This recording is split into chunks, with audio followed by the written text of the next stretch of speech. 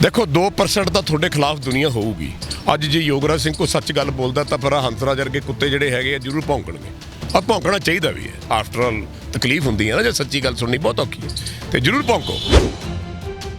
ਕੁੱਤਾ ਬੋਲਦਾ ਸੀ ਕੱਲ ਕਿ ਜੀ ਯੋਗਰਾਜ ਸਿੰਘ ਨੂੰ ਆਖੋ ਭਾਈ ਆਪਣੇ ਅਸਲੀ ਪਿਓ ਦਾ ਨਾਂ ਲਿਆ ਕਰੇ, ਬਾਬਾ ਦੀਪ ਸਿੰਘ ਦਾ ਨਾਂ ਲਿਆ ਕਰੇ। ਤੇ ਇਸ ਮੈਂ ਕੁੱਤੇ ਨੂੰ ਕਹਿਣਾ ਚਾਹੁੰਦਾ ਭੌਂਕੜਾ ਤੇਰਾ ਪਿਓ ਮੈਨੂੰ ਪਤਾ ਨਹੀਂ ਕੌਣ ਹੈ ਤੇ ਕਿੱਥੇ ਦਾ ਤੂੰ ਹੈਗਾ, ਪਰ ਮੈਂ ਆਪਣੇ ਗੁਰਸਿੱਖ ਗੁਰੂ ਘਰ ਦਾ ਕੁੱਕਰ ਤੇ ਆਪਣੇ ਬਾਬਾ ਦੀਪ ਸਿੰਘ ਦਾ ਬੇਟਾ। ਜੇ ਤੂੰ ਕਦੇ ਜਮਾਉਣਾ ਹੋਵੇ ਤਾਂ ਜਾ ਆਪਾਂ ਮਿਲਾਂਗੇ ਜ਼ਰੂਰ, ਕਿਉਂਕਿ ਇਹਦਾ ਮੈਂ ਜਵਾਬ ਤੈਨੂੰ ਦੇਣਾ ਹੈ। ਤੂੰ ਜਿਹੜਾ ਵੀ ਕੁੱਤਾ ਭੌਂਕਦਾ ਇਹ ਮੇਰੀ ਉਹਨੂੰ ਲਲਕਾਰ ਹੈ। ਹੁਣੇ ਮੈਂ ਲਲਕਾਰ ਤਾਂ ਮਾਰੀ ਹੈ ਕਿਉਂਕਿ ਉਹਦੀ ਹਿੱਕ 'ਚ ਵੱਜਣੀ ਹੈ। ਮੈਂ ਚਾਹੁੰਦਾ ਕਿ ਹਿੱਕ 'ਚ ਵੱਜੇ ਤੇ ਗਾਂ ਫਿਰ ਦੇਖੀਏ ਵੀ ਕਿੱਡਾ ਕੁ ਵੱਡਾ ਸੂਰਮਾ ਜਿਹੜਾ ਮੇਰੇ ਮੱਥੇ ਤੇ ਲੱਗਣਾ। ਹੁਣ ਤੁਸੀਂ ਪੰਜਾਬ ਦੇ ਲੋਕਾਂ ਨੂੰ, ਪੰਜਾਬ ਦੇ ਕਿਸਾਨਾਂ ਨੂੰ ਕੀ ਸੁਨੇਹਾ ਦੇਣਾ ਚਾਹੋਗੇ ਇਸ ਸੰਘਰਸ਼ ਦੇ ਸੰਬੰਧੀ ਕਿ ਸੰਘਰਸ਼ ਕਿਹੋ ਜਿਹਾ ਹੋਣਾ ਚਾਹੀਦਾ ਜੇ ਜੰਗ ਜਿੱਤਣੀ ਹੈ? ਸਭ ਤੋਂ ਪਹਿਲਾਂ ਜ਼ਰੂਰੀ ਹੈ ਵੀ ਆਪਣੇ ਇੱਕ ਆਗੂ ਚੁਣੋ। ਨਵਜੋਤ ਸਿੰਘ ਸਿੱਧੂ ਨੂੰ ਬਣਾਓ, ਬਾਕੀ ਪਾਰਟੀਆਂ ਨੂੰ ਮਾਰੋ ਗੋਲੀ। ਹੰਸਰਾਜ ਕਹਿੰਦੇ ਨੇ ਉਹਨਾਂ ਦੇ ਨਾਲ ਜਾਣਾ ਚਾਹੀਦਾ ਕਿ ਨਹੀਂ? ਫੇਰ ਤੁਸੀਂ ਗੱਲ ਉਹਦੀ ਮੈਂ ਕਹਿੰਦਾ ਛੱਡੋ ਪਰੇ, ਉਹਦੇ ਨਾਲ ਕੌਣ ਤੁਰੂਗਾ? ਉਹਨੂੰ ਪੰਜਾਬ 'ਚੋਂ ਛਿੱਤਰ ਮਾਰ ਕੇ ਦਿੱਲੀ ਜਾ ਕੇ ਇਲੈਕਸ਼ਨ ਲੜਿਆ, ਤੁਸੀਂ ਉਹਦੇ ਨਾਲ ਬੰਦੇ ਤੋਰਨ ਨੂੰ ਫਿਰਦੇ ਆ। ਉਹਦੇ ਨਾਲ ਤੇ 4 ਤੁਰ ਵੀ ਪਏ, ਇਹ ਨਹੀਂ ਪਤਾ ਉਹਦਾ ਸਿਰ ਵੜ ਦੇਣਾ ਕਿਸੇ ਜਾ ਕੇ। ਕਾਨੂੰਨ ਮਰਵਾਉਣੇ ਸਾਰਾ ਕਮਲਾ ਹੋਇਆ ਹੈ। ਦੁੱਤ ਵੀ ਲੈਣਾ ਕੀ ਹੈ? ਚੰਗੀ ਭਲੀ ਤੇਰੇ ਕੋਲ ਕੁਰਸੀ ਆਪਣਾ ਮੌਜਾਂ ਮਾਰ, ਤੂੰ ਕਾਹਨੂੰ ਬੋਲੀ ਜਾਂਦਾ? ਇਹ ਜਿਹੜੀਆਂ ਗੱਲਾਂ ਮੇਰੇ ਬਾਰੇ ਬੋਲਿਆ ਨਾ, ਇਹਦੇ ਨਾਲ ਮੈਂ ਬੈਠ ਕੇ ਵਾਰਤਾਲਾਪ ਇੱਕ ਦਿਨ ਫਰੰਟ ਤੇ ਕਰਨੀ ਹੈ ਪ੍ਰੈਸ 'ਚ। ਇੱਦਾਂ ਸਵਾਲ ਨੂੰ ਮਿਲਾਂਗੇ, ਫਿਰ ਦੱਸਾਂਗੇ ਵੀ ਪਰਿਵਾਰ ਕੀ ਹੁੰਦਾ ਹੈ। ਤੁਹਾਡਾ ਕੀ ਮਤਲਬ ਹੈ ਵੀ ਇਹਨੂੰ ਦਿੱਲੀੋਂ ਮੋਦੀ ਜੀ ਨੇ ਭੇਜਿਆ ਇਹਨੂੰ ਹੰਸਰਾਜ ਨੂੰ? ਉਹਨਾਂ ਕੋਲ ਹੋਰ ਕੋਈ ਬੰਦਾ ਨਹੀਂ ਭੇਜਣ ਵਾਸਤੇ, ਇਹਨੂੰ ਭੇਜਣਾ ਸੀ ਵੀ ਤੇਰੀ ਗੱਲ। ਉਹ ਇੰਨਾ ਕੁ ਤਾਂ ਸਮਝਦਾਰ ਹੈਗੇ ਆ ਬੀਜੇਪੀ ਵਾਲੇ ਵੀ ਜਿਹਨੂੰ ਪੰਜਾਬ 'ਚੋਂ ਧੱਕੇ ਮਾਰ ਕੇ ਕੱਢ ਕੇ ਉੱਥੇ ਦਿੱਲੀ ਆ ਕੇ ਇਲੈਕਸ਼ਨ ਲੜਾਈ ਹੈ, ਤੂੰ ਦਿੱਲੀ ਦੀ ਗੱਲ ਤਾਂ ਕਰ ਸਕਦਾ ਕੇਜਰੀਵਾਲ ਨਾਲ ਜਾ ਕੇ। ਮੈਨੂੰ ਤਾਂ ਹਾਸਾ ਵੀ ਬੜਾ ਹੈ। ਪਰ ਚਲੋ ਬੇਵਕੂਫਾਂ ਦੇ ਕਿਹੜੇ ਸਿੰਘ ਹੁੰਦੇ ਨੇ ਬੋਲੀ ਜਾਣ ਦੇ, ਇਹੋ ਜਿਹੇ ਵੀ ਬੰਦੇ ਚਾਹੀਦੇ ਨੇ ਐਂਟਰਟੇਨਮੈਂਟ ਵਾਸਤੇ। ਅੱਜ ਨਵਜੋਤ ਸਿੰਘ ਸਿੱਧੂ ਨੂੰ ਪੰਜਾਬ ਦਾ ਰਹਿਨੁਮਾ ਬਣਾ ਕੇ ਭੇਜ ਦਿਓ ਸੈਂਟਰ 'ਚ। ਮੇਰਾ ਸਿਰ ਵੜ ਦਿਓ ਜੇ, ਮਰ ਜੂਗਾ, ਬੰਦ ਕਟਾ ਲੂਗਾ, ਗੋਲੀ ਖਾ ਲੂਗਾ, ਲੇਕਿਨ ਵਿਕੂਗਾ ਨਹੀਂ, ਵੇਚੂਗਾ ਨਹੀਂ। ਤੁਸੀਂ ਪਰਸਨਲੀ ਤੌਰ ਤੇ ਉਹਨਾਂ ਨਾਲ ਇਸ ਮੁੱਦੇ ਤੇ ਗੱਲਬਾਤ ਕੀਤੀ? ਵੋਟਾਂ ਕਿਵੇਂ ਪਾਈਆਂ ਜੀ? ਇੱਕ ਦਾਰੂ ਦੀ ਬੋਤਲ ਤੇ ਇੱਕ ਭੁੱਕੀ ਦੀ ਬੋਤਲ ਤੇ ਵਿਕਣ ਵਾਲੇ ਆਪਾਂ। हाँ बोलो, कहो कहा हाँ जी। एक बोतल शराब की और एक फीम पे बिकने वाला इंसान है, खरीद लो। हिंदुस्तान में हर चीज बिकती है, खरीदार चाहिए। जिन्ना मर्जी जोर ला लिए, जिन्ना मर्जी कुछ हो जाए, ये बिल वापस नहीं जे होना। जे ये बिल वापस हो गया, बीजेपी जिंदगी च खत्म होगी। बेशक थोड़ा बच्चा, तुहाडियां धीआं, थोड़ा जम्मण वाला गर्भ च रहण वाला बच्चा, इन्हां नूं मारना पै जे, वड्ढना पै जे, भावां हिंदू पंजाब दे सारे बंदे कतल करने पै जाण, टैंक ला के पंजाब उड़ाउणा पै जे, मिसाइलां नाल उड़ाउणा पै जे, ये बिल वापस नहीं जे होना। ये मेरे तो लिख के ले लो। तुसीं रेलां बंद कर दिओ, तुसीं पंजाब बॉर्डर सारा सील कर दिओ, ठीक है? और ये फैसला कर लो कि असीं पंजाब की धरती ते वड़न नहीं देना किसी नूं। ते फिर अग्गों की होगा? मिलिटरी आऊगी, पुलिस आऊगी, BSF आऊगी, CRPF आऊगी, जिद्दां मुगल आउंदे सी उवें आउणगे। अग्गों की होऊगा? जिहड़ा सूरमा होऊगा और लड़ूगा मार गोली, धड़ चार मैं भी मारूं।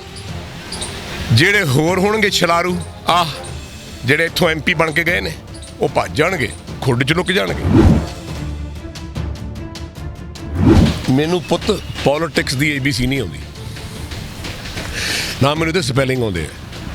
मैं तो एक बार खड़ गया सी इत्थे, वो भी मैनू आ चौटाला अबे, मेरा यार अजे अबे चौटाला, इन्हें कहा मां यारी दोस्ती करके सिर देना पैंदा। मैं किते कह सी उत्थे जाके, मैं कहा भरावा आपां नूं ना तो वोट मंगनी आउंदी, आपां तां अपने बारे कह सकते हैं भाई मैं फकीर जिहा बंदा, चंगा माड़ा थोड़ा, पर फिर भी मैनू 25,000 वोट मिल गई। तो मैनू कांग्रेसी ने हराता।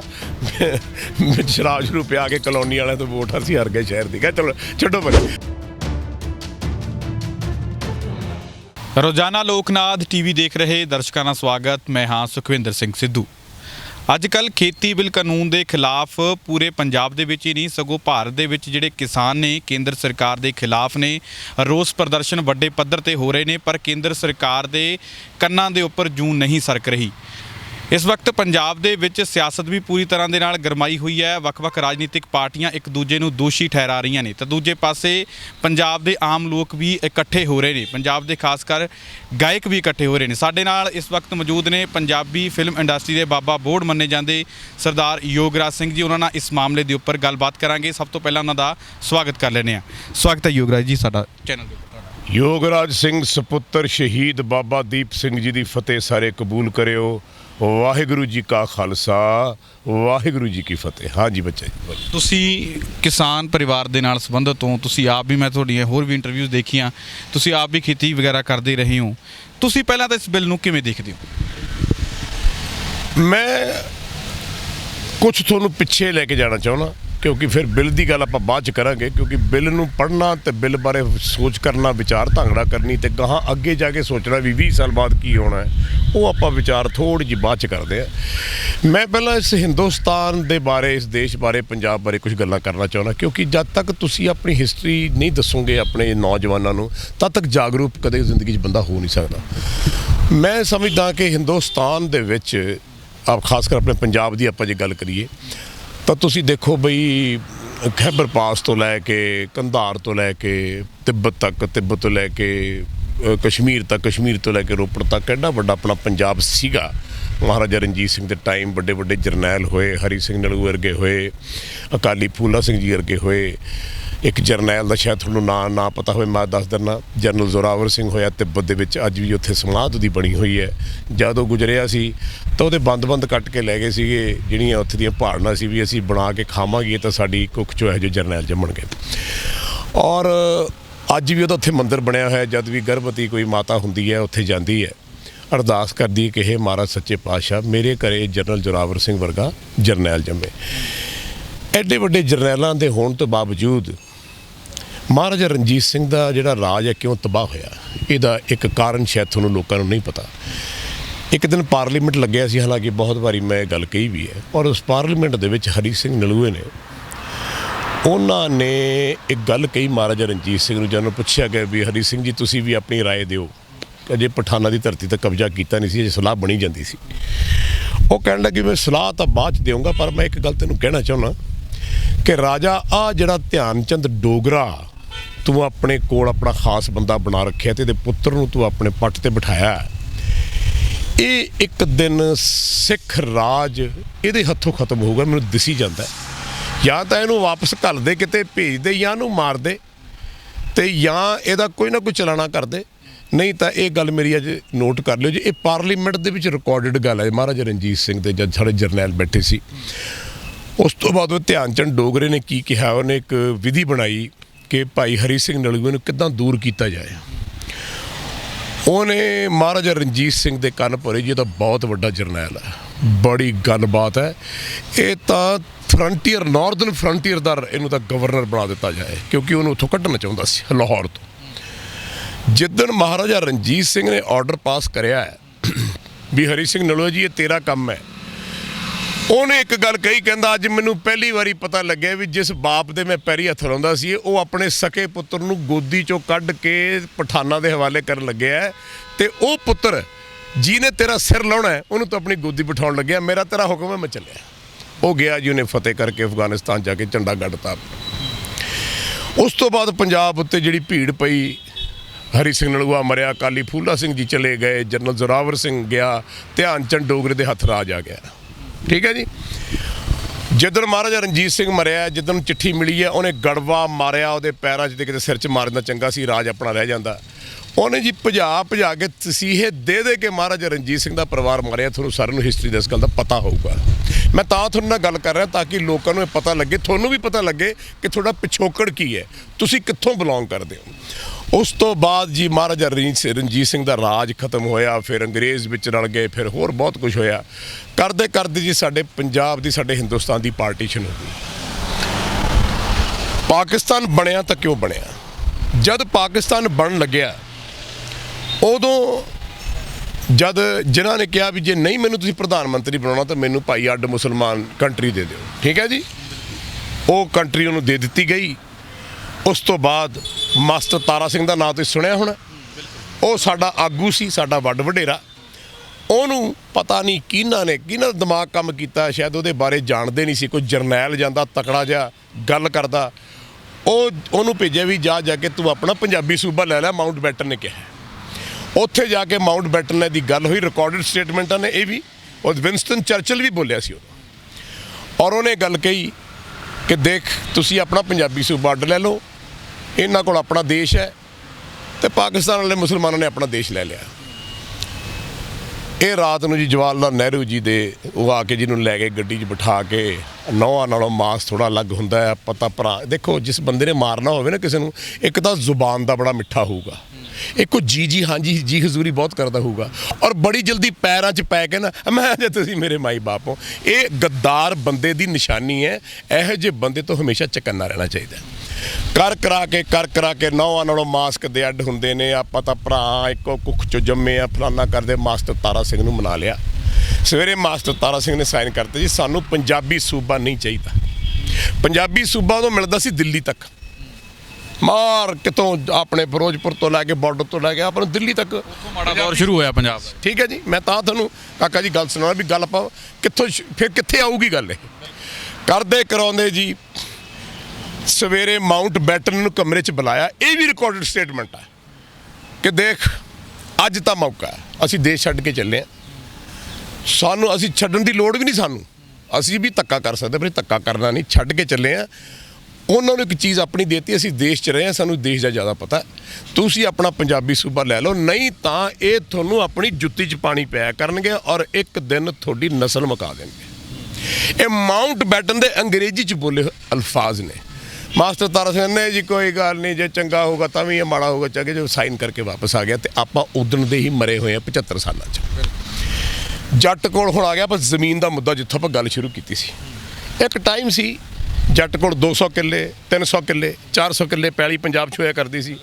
ਮੇਰੇ ਫਾਦਰ ਪਹਿਲੇ ਪੰਜਾਬੀ ਸੀ, 1936 'ਚ ਗਏ ਸੀ ਯੂਪੀ 'ਚ ਜਾ ਕੇ ਬਸੇ। ਉਹਨਾਂ ਨੇ ਉੱਥੇ ਜਾ ਕੇ 2400 ਕਿੱਲੇ ਜ਼ਮੀਨ ਲਈ, ਕੋਈ ਰੋਕ ਨਹੀਂ ਸੀ, ਠਾਮ ਨਹੀਂ ਸੀ, ਕੁਛ ਨਹੀਂ ਸੀ। ਕਰਦੇ ਇੰਦਰਾ ਗਾਂਧੀ ਪ੍ਰਧਾਨ ਮੰਤਰੀ ਬਣ ਗਈ। ਠੀਕ ਹੈ ਜੀ, ਪਹਿਲਾ ਬਿੱਲ ਕੀ ਆਇਆ ਜੀ ਜ਼ਮੀਨਾਂ ਦੇ ਜ਼ਿਮੀਂਦਾਰਾਂ ਦੇ ਖਿਲਾਫ ਕਿ ਭਾਈ ਇੱਕ ਪਰਿਵਾਰ 'ਚ 18 ਕਿੱਲੇ ਜ਼ਮੀਨ ਰਹੂਗੀ, ਬਾਕੀ ਸਾਰੀ ਗੌਰਮੈਂਟ ਲੈ ਜਾਊਗੀ। ਪਹਿਲਾਂ ਦੱਸੋ ਇਹ ਸੱਚ ਹੈ ਕਿ ਝੂਠ ਹੈ? ਇਸ ਗੱਲ ਦਾ ਤੁਹਾਨੂੰ ਪਤਾ? ਇਹ ਗੱਲ ਅੱਜ ਮੈਂ ਤੁਹਾਨੂੰ ਦੱਸ ਰਿਹਾ ਕਿ ਪਹਿਲਾ ਬਿੱਲ ਆਇਆ ਜਿੱਥੇ ਜ਼ਿਮੀਂਦਾਰ ਨੂੰ ਪਹਿਲਾਂ ਸਿਰ 'ਚ ਵੱਢਿਆ ਗਿਆ, ਕੁਹਾੜਾ ਮਾਰਿਆ ਕਿ ਤੁਹਾਡੇ ਕੋਲ ਸਿਰਫ 18 ਕਿੱਲੇ ਜ਼ਮੀਨ ਰਹੂਗੀ ਔਰ ਤੁਸੀਂ ਬਾਕੀ ਜਿਹੜੀ ਜ਼ਮੀਨ ਉਹ ਗੌਰਮੈਂਟ ਲੈ ਜਾਊਗੀ। ਯੂਪੀ ਦੇ ਵਿੱਚ ਸਾਡੇ ਕੋਲ ਸਿਰਫ ਉੱਥੇ 20 ਕਿੱਲੇ ਜ਼ਮੀਨ ਰਹੀ, 50 ਕਿੱਲੇ ਕਿਉਂਕਿ 4-5 ਬੰਦਿਆਂ ਦੇ ਨਾਂ ਸੀ, ਬਾਕੀ ਸਾਰੀ ਗੌਰਮੈਂਟ ਲੈ ਗਈ। ਇੱਥੇ ਬਿੱਲ ਲੱਗੇ, ਇੱਥੇ ਜ਼ਮੀਨਾਂ ਕੱਟ ਕੇ ਜ਼ਿਮੀਂਦਾਰ ਨੂੰ ਛੋਟਾ ਕੀਤਾ ਗਿਆ। ਇਹ ਕੋਈ ਅੱਜ ਦੀ ਗੱਲ ਨਹੀਂ ਹੈ। ਮੈਂ ਤੁਹਾਨੂੰ 75 ਸਾਲ ਪਹਿਲਾਂ ਜਦ ਜਵਾਹਰ ਲਾਲ ਨਹਿਰੂ ਪ੍ਰਧਾਨ ਮੰਤਰੀ ਜੀ ਬਣੇ ਨੇ, ਉਸ ਤੋਂ ਬਾਅਦ ਇੰਦਰਾ ਜੀ ਆਏ ਨੇ, ਮੈਂ ਇੰਦਰਾ ਗਾਂਧੀ ਉਹਨਾਂ ਦੇ ਫੈਮਿਲੀ ਦੇ ਬਹੁਤ ਕਲੋਜ਼ ਰਿਹਾ। ਸੰਜੇ ਜੀ ਦੇ ਨਾਲ ਬਹੁਤ ਮੇਰਾ ਉੱਠਣਾ ਬੈਠਣਾ ਸੀ, ਵਿਨੋਦ ਸ਼ਰਮੇ ਕਰਕੇ, ਕਿਉਂਕਿ ਇਹਨਾਂ ਦਾ ਬੜਾ ਅੱਛਾ ਦੋਸਤ ਸੀ। ਉਦੋਂ ਦੀ ਇਹ ਸਿਆਸਤ ਚੱਲਦੀ ਆ ਰਹੀ ਹੈ ਵੀ ਪੰਜਾਬੀਆਂ ਨੂੰ ਖਤਮ ਕਰਨਾ ਹੈ, ਪੰਜਾਬੀ ਜਦ ਤੱਕ ਰਹਿਣਗੇ ਇਹ ਸਾਡੇ ਦੁਸ਼ਮਣ ਨੇ। ਜੇ ਸਾਨੂੰ ਕੋਈ ਢਾਹ ਸਕਦਾ ਜਾਂ ਸਾਡੇ ਖਿਲਾਫ ਕੋਈ ਖੜ ਸਕਦਾ ਜਾਂ ਸਾਡੇ ਗਲ 'ਚ ਕੋਈ ਹੱਥ ਪਾ ਸਕਦਾ ਤਾਂ ਸਿਰਫ ਪੰਜਾਬੀ ਪਾ ਸਕਦਾ। ਅੱਜ ਵੀ ਮੈਂ ਕਹਿੰਦਾ ਕਿ ਬੜੀ ਗਲਤ ਫਹਿਮੀ ਹੈ ਤੁਹਾਨੂੰ ਕਿ ਇਹ ਯੂਪੀ ਬਿਹਾਰ ਨਹੀਂ ਹੈ, ਤੁਸੀਂ ਇੱਕ ਗਲਤ ਕੌਮ ਨੂੰ ਛੇੜ ਲਿਆ। ਇਹ ਸਾਰੀ ਜ਼ਿੰਦਗੀ ਮਰਦੇ ਮਰ ਜਾਣਗੇ, ਲੇਕਿਨ ਇਹ ਹਟਣਗੇ ਨਹੀਂ ਪਿੱਛੇ। ਇੱਕ ਗੱਲ, ਉਦੋਂ ਜੀ ਕਿਸੇ ਨੇ ਅੰਦੋਲਨ ਨਹੀਂ ਕਰਿਆ ਕਿਉਂਕਿ ਉਦੋਂ ਇੰਦਰਾ ਜੀ ਵੀ ਇੱਦਾਂ ਹੀ ਸੀ, ਡਿਕਟੇਟਰ, ਬੋਲੇ ਮਾਰ ਦਿਓ, ਸਿਰ ਚੱਕੇ ਉਡਾ ਦਿਓ, ਜੋ ਖਰੀਦ ਸਕਤੇ ਹੋ ਖਰੀਦ ਲਓ, ਜੋ ਨਾ ਖਰੀਦੇ ਉਸੇ ਖਤਮ ਕਰ ਦਿਓ। ਇਹ ਉਹਦੀ ਪਾਲਿਸੀ ਰਹੀ ਹੈ, ਇਹ ਤੁਹਾਨੂੰ ਸਾਰਿਆਂ ਨੂੰ ਪਤਾ। ਕਰਦੇ ਜੀ ਪੰਜਾਬ ਉੱਤੇ ਬੜੀ ਅੱਖ ਤੇ ਹੁਣ ਆਪਾਂ ਇਸ ਮੁੱਦੇ ਤੇ ਆ ਗਏ ਕਿ ਅੱਜ ਦੇ ਦਿਨ ਜਿਸ ਜੱਟ ਕੋਲ 5 ਕਿੱਲੇ ਪੈਲੀ ਹੈ, 10 ਕਿੱਲੇ ਪੈਲੀ ਹੈ, 12 ਕਿੱਲੇ ਪੈਲੀ ਹੈ, ਕੋਈ ਟਾਵਾਂ ਤੁਹਾਨੂੰ ਸਰਦਾਰ ਦਿਖਦਾ ਹੋਊਗਾ। ਪੰਜਾਬ ਤੁਸੀਂ ਘੁੰਮਦੇ ਹੋ ਮੇਰੇ ਬੇਟੇ, ਤੁਹਾਨੂੰ ਪਤਾ ਹੋਊਗਾ ਜ਼ਮੀਨ ਕਿਹਦੇ ਕੋਲ ਕਿੰਨੀ ਕੁ ਹੈ। ਕੋਈ ਵੱਡਾ ਸਰਦਾਰ ਹੋਊਗਾ ਜਿਹਦੇ ਕੋਲ 50-60 ਕਿੱਲੇ ਜ਼ਮੀਨ ਹੋਊਗੀ। ਆ ਗੁੱਗੂ ਹੋਣਾ ਕੋਲ ਇਹ 4 ਭਰਾ ਨੇ, ਸਾਰੇ ਇਕੱਠੇ ਹੋ ਕੇ 100-150 ਕਿੱਲਾ ਹੋਊਗੀ, ਲੇਕਿਨ ਉਹ ਕਾਫੀ 2-3 ਪਰਿਵਾਰਾਂ ਦੇ ਨਾਮ। ਹੁਣ ਆਪਾਂ ਅੱਜ ਜਿਹੜਾ ਬਿੱਲ ਪਾਸ ਕੀਤਾ, ਮੈਨੂੰ ਦੱਸੋ ਇਹਦੀ ਲੋੜ ਕੀ ਹੈ? ਪਹਿਲਾਂ ਇਸ ਬਿੱਲ ਬਾਰੇ ਪਤਾ ਸਾਰਿਆਂ ਨੂੰ ਵੀ ਇਹ ਬਿੱਲ ਹੈ ਕੀ?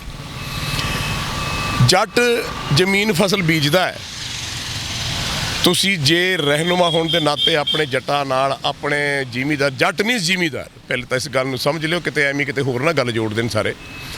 ਜ਼ਿਮੀਂਦਾਰ ਬੰਦੇ ਨੂੰ ਤੁਸੀਂ ਕਦੇ ਸੌਖਾ ਕੀਤਾ?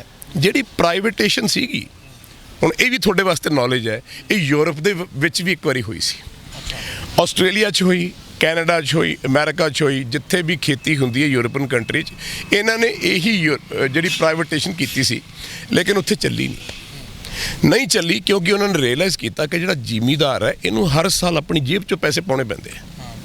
ਫੈਕਟ ਹੈ, ਜਿੰਨੀ ਮਰਜ਼ੀ ਫਸਲ ਆਪਾਂ ਵੇਚ ਲਈਏ, ਜਿੰਨੀ ਮਰਜ਼ੀ ਕਰ ਲਈਏ, ਇਹਨੂੰ ਫੇਰ ਜਾ ਕੇ ਆੜ੍ਹਤੀਆਂ ਤੋਂ ਕਰਜ਼ਾ ਚੱਕਣਾ ਹੀ ਪੈਂਦਾ, ਜਾ ਕੇ ਬੈਂਕ ਤੋਂ ਕਰਜ਼ਾ ਚੱਕਣਾ ਪੈਂਦਾ। ਸੋ ਬੈਸਟ ਪਾਲਿਸੀ ਕੀ ਹੈ ਫਾਰਮਰ ਨੂੰ ਬਚਾਉਣ ਦੇ? ਪ੍ਰਾਈਵੇਟੇਸ਼ਨ ਕਰਕੇ ਇਹਨਾਂ ਨੂੰ 90% ਸਬਸਿਡੀ ਦੇ ਦੇ, without tax, without nothing. Australia ਦੇ ਵਿੱਚ ਤੁਸੀਂ ਅੱਜ ਵੀ ਜਾਓ, ਤੁਹਾਡੇ ਕੋਲ ਜੇ 150 ਕਿੱਲੇ ਪੈਲੀ ਹੈ, ਉਹਨਾਂ ਨੇ ਕਹਿਣਾ 200 ਕਿੱਲਾ ਹੋਰ ਲੈ ਲਾ, ਤੈਨੂੰ ਔਜ਼ਾਰ, ਤੈਨੂੰ ਪੈਸੇ ਅਸੀਂ ਦੇਵਾਂਗੇ ਜਿਹੜੇ ਅਸੀਂ ਤੇਰੇ ਤੋਂ ਵਾਪਸ ਨਹੀਂ ਲਵਾਂਗੇ, ਖੇਤੀ ਨੂੰ ਆਬਾਦ ਕਰੋ। ਠੀਕ ਹੈ ਜੀ। ਉਹਨਾਂ ਨੇ ਫਾਰਮਰ ਬਚਾ ਲਿਆ ਵੀ ਜਦ ਵੀ ਤੇਰੀ ਫਸਲ ਆਊਗੀ ਅਸੀਂ ਉਹ 'ਚੋਂ 10% ਕੱਟਾਂਗੇ, ਮਤਲਬ 100 ਚੋਂ 10 ਰੁਪਈਏ ਸਾਡੇ, 90 ਰੁਪਈਏ ਤੇਰੇ, ਜਾਂ ਤੂੰ ਮੌਜਾਂ ਕਰ। ਔਰ ਉੱਥੇ ਖੇਤੀ ਸਫਲ ਹੋਈ। ਅੱਜ ਦੀ ਡੇਟ ਦੇ ਵਿੱਚ ਜੇ ਤੁਸੀਂ ਵਾਕਈ ਜ਼ਿਮੀਂਦਾਰ ਨੂੰ ਬਹੁਤ ਪਿਆਰ ਕਰਦੇ ਹੋ, ਤੁਸੀਂ ਵਾਕਈ ਜ਼ਿਮੀਂਦਾਰਾਂ ਦੇ ਹੱਕ 'ਚ ਗੱਲ ਕੀਤੀ ਹੈ, ਤੇ ਤੁਹਾਨੂੰ ਕੀ ਚਾਹੀਦਾ? ਲੈ ਵੀ ਜ਼ਿਮੀਂਦਾਰ ਬੱਚਿਓ ਮੇਰੀ ਸੁਣੋ ਗੱਲ, ਮੈਂ ਐਜ਼ ਏ ਪ੍ਰਾਈਮ ਮਿਨਿਸਟਰ ਬੋਲ ਰਿਹਾ, ਠੀਕ ਹੈ, ਐਜ਼ ਏ ਰਹਿਨੁਮਾ ਬੋਲ ਰਿਹਾ, ਜਾਂ ਐਜ਼ ਏ ਵੱਡ ਵਡੇਰਾ ਬੋਲ ਰਿਹਾ। ਪਹਿਲੀ ਗੱਲ ਤਾਂ ਭਾਈ ਹੈ, ਮੈਂ ਬਿੱਲ ਪਾਸ ਕੀਤਾ ਸੀ ਤੁਹਾਡੇ ਫਾਇਦੇ ਵਾਸਤੇ, ਠੀਕ ਹੈ। ਮੈਂ ਸਮਝਦਾ ਕਿ ਤੁਹਾਡਾ ਫਾਇਦਾ ਇਹਦੇ ਵਿੱਚ ਹੈ। ਤੁਹਾਨੂੰ ਨਹੀਂ ਚੰਗਾ ਲੱਗਿਆ, ਤੁਹਾਨੂੰ ਮੈਂ ਦੱਸ ਵੀ ਦਿੱਤਾ, ਪੜ੍ਹਾ ਵੀ ਲਿਆ, ਲੋਕੀ ਵੀ ਪੜ੍ਹਾਈ ਜਾਂਦੇ ਆ, ਤੁਹਾਨੂੰ ਨਹੀਂ ਸਮਝ ਆਉਂਦੀ, ਤੁਹਾਨੂੰ ਨਹੀਂ ਚੰਗਾ ਲੱਗਿਆ, ਓਕੇ, ਆ ਲਓ, ਮੈਂ ਪਾੜ ਕੇ ਪੁੱਤ ਸਿੱਟਤਾ। ਮੈਨੂੰ ਤੁਸੀਂ ਪਿਆਰੇ ਹੋ, ਦੇਸ਼ ਪਿਆਰਾ ਹੈ, ਦੇਸ਼ ਵਾਸੀ ਪਿਆਰਾ ਹੈ, ਮੈਨੂੰ ਬਿਲਕੁਲ ਕੋਈ ਗੱਲ, ਮੇਰੀ ਸੁਣੀ ਜਾਓ ਗੱਲ, ਫਿਰ ਤੁਸੀਂ ਜੋ ਬੋਲੋਗੇ ਮੈਂ ਤੁਹਾਡੀ ਸੁਣੂਗਾ। ਇਹ ਗੱਲ ਚਾਹੀਦੀ ਸੀ ਵੀ ਆ ਲਓ ਭਾਈ, ਕਿਉਂਕਿ ਜਿਹੜਾ ਰਹਿਨੁਮਾ ਹੁੰਦਾ, ਰਾਜਾ ਹੁੰਦਾ, ਬਾਦਸ਼ਾਹ ਹੁੰਦਾ, ਉਹ ਰੋਟੀ ਤਾਂ ਖਾਂਦਾ ਜਿਹਦੀ ਪ੍ਰਜਾ ਰੋਟੀ ਖਾ ਰਹੀ ਹੈ, ਉਹ ਕੱਪੜੇ ਤਾਂ ਪਾਉਂਦਾ। ਐਸਾ ਰਾਜ ਚਾਹੀਏ ਕਿ ਚੰਗੇ ਕੱਪੜੇ ਪੋਸ਼ਾਕ ਮੈਂ ਤਾਂ ਪਾਊਂਗਾ ਜੇ ਸਾਰੇ ਮੇਰੀ ਪ੍ਰਜਾ ਪਾਉਂਦੀ ਹੈ। ਜੇ ਸਾਰਿਆਂ ਕੋਲ ਘਰ ਹੈ, 에ਅਰ ਕੰਡੀਸ਼ਨ ਹੈ, ਪੱਖੇ ਹੈ, ਤਾਂ ਮੈਂ ਪੱਖੇ ਥੱਲੇ 에ਅਰ ਕੰਡੀਸ਼ਨ ਸੌਂਗਾ, ਨਹੀਂ ਤਾਂ ਮੇਰਾ ਕੋਈ ਹੱਕ ਨਹੀਂ ਬਣਦਾ। ਰਾਜਾ ਐਸਾ ਹੋਣਾ ਚਾਹੀਏ, ਬਾਦਸ਼ਾਹ ਦਰਵੇਸ਼ ਗੁਰੂ ਗੋਬਿੰਦ ਸਿੰਘ, ਉਹਨਾਂ ਦੀ ਹੁਣ ਤੁਲਨਾ ਆਪਾਂ ਜ਼ਿੰਦਗੀ 'ਚ ਕਰ ਲਓ। ਲੇਕਿਨ ਕੀ ਚਾਹੀਦਾ ਸੀ? ਲਓ ਬੱਚਿਓ, ਫਾਰਮਰੋ, ਸੁਣੋ ਭਾਈ ਜ਼ਿਮੀਂਦਾਰੋ, ਤੁਸੀਂ ਫਸਲ ਬੀਜੋ, ਦੋ ਫਸਲਾਂ ਬੀਜੋ, 3 ਬੀਜੋ, ਅਸੀਂ ਗੌਰਮੈਂਟ ਤੁਹਾਡੀ ਫਸਲ ਖਰੀਦਾਂਗੇ। ਸੁਣੀ ਜਾਓ ਗੱਲ ਧਿਆਨ ਨਾਲ, ਤੁਹਾਨੂੰ 1000 ਰੁਪਏ ਕੁਇੰਟਲ, 500 ਕੁਇੰਟਲ ਜੋ ਵੀ ਹੈ, ਅਸੀਂ ਤੁਹਾਨੂੰ 1500 ਰੁਪਈਆ ਕੁਇੰਟਲ ਦੇਵਾਂਗੇ। ਤੁਹਾਡਾ ਸਾਰੀ ਖੇਤੀ ਬੀਜ ਦੇ ਸਾਰ ਤੁਹਾਡੀ ਫਸਲ ਸਿਕਿਉਰਡ ਹੋਊਗੀ, ਇੰਸ਼ੋਰਡ ਹੋਊਗੀ। ਜੇ ਮੌਸਮ ਖਾਤਰ ਡੁੱਬ ਗਈ ਅਸੀਂ ਦੇਵਾਂਗੇ, ਅਸੀਂ ਤੁਹਾਡੀ ਫਸਲ ਇੰਸ਼ੋਰਡ ਕਰਦੇ ਹਾਂ, ਮੂੰਹ ਮੰਗੇ ਤੁਹਾਨੂੰ ਪੈਸੇ ਦੇਵਾਂਗੇ, ਕਿਉਂਕਿ ਤੁਸੀਂ ਅੰਨਦਾਤਾ ਹੋ, ਤੁਸੀਂ ਢਿੱਡ ਭਰਦੇ ਹੋ ਦੇਸ਼ ਦਾ ਤੇ ਦੁਨੀਆ ਦਾ। ਇਸ ਕਰਕੇ ਮੈਨੂੰ ਤੁਸੀਂ ਜ਼ਿਆਦਾ ਪਿਆਰੇ ਹੋ। ਮੈਂ ਐਜ਼ ਏ ਰਹਿਨੁਮਾ ਬੋਲ ਰਿਹਾ, ਠੀਕ ਹੈ, ਦੇਖਣਾ ਮੈਂ ਕੀ ਕਹਿ ਰਿਹਾ। ਔਰ ਜਦ ਵੀ ਅਗਲੀ ਫਸਲ ਬੀਜਣੀ ਹੋਊਗੀ, ਜੇ ਤੇਰੇ ਕੋਲ ਪੈਸੇ ਘਟਣਗੇ, ਬੈਂਕ ਜਾਈ, ਤੈਨੂੰ ਗੌਰਮੈਂਟ ਕੋਈ ਵਿਦਆਊਟ ਇੰਟਰਸਟ ਪੈਸੇ ਦੇਊਗੀ। ਕਿਉਂਕਿ ਇੱਕ ਕਿੱਲਾ ਸਿਆੜ ਬਲਦ ਨਾਲ ਵਾਹੁਣਾ, ਸੁਹਾਗਾ ਤੇ ਹਲ ਲੈ ਕੇ ਤੇ ਟਰੈਕਟਰ ਨਾਲ ਵਾਹੁਣਾ, ਉਹਨੂੰ ਪਤਾ ਕਿ ਉਹ ਕਿੱਲਾ ਕਿਵੇਂ ਬੀਜਿਆ ਜਾਂਦਾ, ਕਿਵੇਂ 'ਚ ਫਸਲ ਬੀਜੀ ਜਾਂਦੀ। ਹੁਣ ਤੁਸੀਂ ਮੈਨੂੰ ਦੱਸੋ, ਮੈਂ ਤੁਹਾਡਾ ਜਵਾਬ ਜੋ ਤੁਸੀਂ ਕਹਿਣਾ ਕਹਿ ਦਿਓ। ਰਹਿਨੁਮਾ ਇਹੋ ਜਿਹਾ ਹੋਣਾ ਚਾਹੀਦਾ ਕਿ ਨਹੀਂ ਹੋਣਾ ਚਾਹੀਦਾ? ਜੇ ਤੁਸੀਂ ਇਹ ਬਿੱਲ ਪਾਸ ਕਰੋ ਵੀ ਅਸੀਂ ਤਾਂ ਜ਼ਿਮੀਂਦਾਰ ਭਾਈ ਆਪਣੀ ਫਸਲ ਜਿਹਨੂੰ ਮਰਜ਼ੀ ਦੇਵੇ, ਅਸੀਂ ਗੌਰਮੈਂਟ ਖਰੀਦਾਂਗੇ, ਅਸੀਂ ਕਿਸੇ ਪ੍ਰਾਈਵੇਟ ਕੰਪਨੀ ਨੂੰ ਵਿੱਚ ਖਰੀਦਣ ਨਹੀਂ ਦੇਣਾ, ਅਸੀਂ ਵਿੱਚ ਆੜ੍ਹਤੀਏ ਵੀ ਨਹੀਂ ਰੱਖਣੇ, ਡਨ। ਅਸੀਂ ਆਪਣੇ ਬੰਦੇ ਭੇਜਾਂਗੇ, 1000 ਰੁਪਏ ਕੁਇੰਟਲ ਤੁਹਾਡੀ ਕਣਕ ਚੱਕਾਂਗੇ, ਅਸੀਂ ਭਾਵੇਂ 10000 ਕੁਇੰਟਲ ਵੇਚੀਏ, ਤੁਹਾਡਾ ਕੋਈ ਕੰਮ ਨਹੀਂ, ਪਰ ਅਸੀਂ ਤੁਹਾਡੀ ਖੇਤੀ ਵਾਸਤੇ, ਤੁਹਾਡੀ ਜ਼ਮੀਨ ਵਾਸਤੇ, ਤੁਹਾਡੀਆਂ ਫਸਲਾਂ ਵਾਸਤੇ ਤੁਹਾਨੂੰ ਪੈਸੇ ਦੇਵਾਂਗੇ, ਔਰ ਉਹ 'ਚੋਂ ਕੋਈ ਇੰਟਰਸਟ ਨਹੀਂ ਲਵਾਂਗੇ। ਇਹਨੂੰ ਕਹਿੰਦੇ ਆ ਰਾਜਾ ਜੀ ਨੇ ਆਪਣੀ ਪ੍ਰਜਾ ਨੂੰ ਸੇਫ ਕਰਨਾ ਹੁੰਦਾ। ਔਰ ਜਿਸ ਰਾਜੇ ਦੇ ਦਿਮਾਗ 'ਚ ਇਹ ਹੋਵੇ ਵੀ ਮੈਂ ਫਲਾਣੇ ਧਰਮ ਦਾ, ਤੂੰ ਫਲਾਣੇ ਧਰਮ ਦਾ ਹੈ, ਤੂੰ ਛੂਦਰ ਹੈ, ਤੂੰ ਫਲਾਨਾ ਹੈ, ਤੂੰ ਅਛੂਤ ਹੈ, ਜੋ ਕਿ ਹਿੰਦੁਸਤਾਨ 'ਚ ਹੁੰਦਾ ਹੈ, ਅੱਜ ਵੀ ਹੋ ਰਿਹਾ, ਉਹ ਰਾਜਾ ਜ਼ਿੰਦਗੀ 'ਚ ਕੱਲ੍ਹ ਵੀ ਮਰਿਆ ਤੇ ਅੱਜ ਵੀ ਮਰਿਆ। ਹੁਣ ਪੰਜਾਬ 'ਚ ਤੁਸੀਂ ਕਿਸ ਨੂੰ ਇਸ ਲਈ ਜ਼ਿੰਮੇਵਾਰ ਮੰਨਦੇ ਹੋ? ਕਿਉਂਕਿ ਕਾਂਗਰਸ ਅਕਾਲੀ ਦਲ ਤੇ ਸੁੱਟੀ ਜਾਂਦੀ ਹੈ, ਕਹਿੰਦੇ ਇਹਨਾਂ ਨੂੰ ਪਤਾ ਸੀ, ਇਹਨਾਂ ਨੇ ਕਿਸਾਨਾਂ ਨੂੰ ਪਹਿਲਾਂ ਦੱਸਿਆ ਨਹੀਂ, ਤੇ ਅਕਾਲੀ ਦਲ ਵਾਲੇ ਕਾਂਗਰਸ ਨੂੰ ਕਹੀ ਜਾਂਦੇ। ਬੇਟਾ ਮੇਰੇ ਬੱਚੇ, ਐਡੀ ਵੱਡੀ ਗੱਲ ਕੀਤੀ ਮੈਂ, ਗੁਰੂਆਂ ਪੀਰਾਂ ਦੀ ਗੱਲ ਕੀਤੀ, ਕਿ ਰਾਜੇ ਦੀ ਗੱਲ ਕੀਤੀ, ਤੁਸੀਂ ਲਿਆ ਕੇ ਪਾਰਟੀਆਂ ਦੇ ਗੱਲ ਸਿੱਟ ਲਈ। ਇਹ ਸਵਾਲ ਤੁਸੀਂ ਪੁੱਛਦੇ ਹੀ ਚੰਗੇ ਨਹੀਂ ਲੱਗਦੇ। ਛੱਡੋ ਪਰੇ, ਮੈਨੂੰ ਦੱਸੋ ਕਾਂਗਰਸ ਨੂੰ ਕੌਣ ਲੈ ਕੇ ਆਇਆ ਜੀ? ਆਪਾਂ ਲਿਆਂਦਾ। ਵੋਟਾਂ ਕਿਵੇਂ ਪਾਈਆਂ ਜੀ? ਇੱਕ ਦਾਰੂ ਦੀ ਬੋਤਲ ਤੇ ਇੱਕ ਭੁੱਕੀ ਦੀ ਬੋਤਲ ਤੇ ਵਿਕਣ ਵਾਲੇ ਆਪਾਂ। ਹਾਂ ਬੋਲੋ, ਕਹੋ ਕਾ ਹਾਂਜੀ। ਅਕਾਲੀਆਂ ਨੂੰ ਕੌਣ ਲੈ ਕੇ ਆਇਆ ਜੀ? ਆਪਾਂ। ਸਾਡੇ ਚੋਂ ਨਾ ਉੱਪਰੋਂ ਤਾਂ ਨਹੀਂ ਆਏ। ਕਿੰਨੇ ਚ ਆਪਾਂ ਵਿਕੇ? ਇੱਕ ਸ਼ਰਾਬ ਦੀ ਬੋਤਲ ਤੇ ਫੀਮ ਪਿੱਛੇ ਵਿਕੇ। ਬੀਜੇਪੀ ਨੂੰ ਕੌਣ ਲੈ ਕੇ ਆਇਆ ਜੀ? ਵੋਟਾਂ ਕਿਹਨੇ ਪਾਈਆਂ ਜੀ? ਅਸੀਂ ਪਾਈਆਂ। ਕੀ ਦੇਖਿਆ उन्होंने? ये एक बोतल शराब की और एक फीम पे बिकने वाला इंसान है, खरीद लो।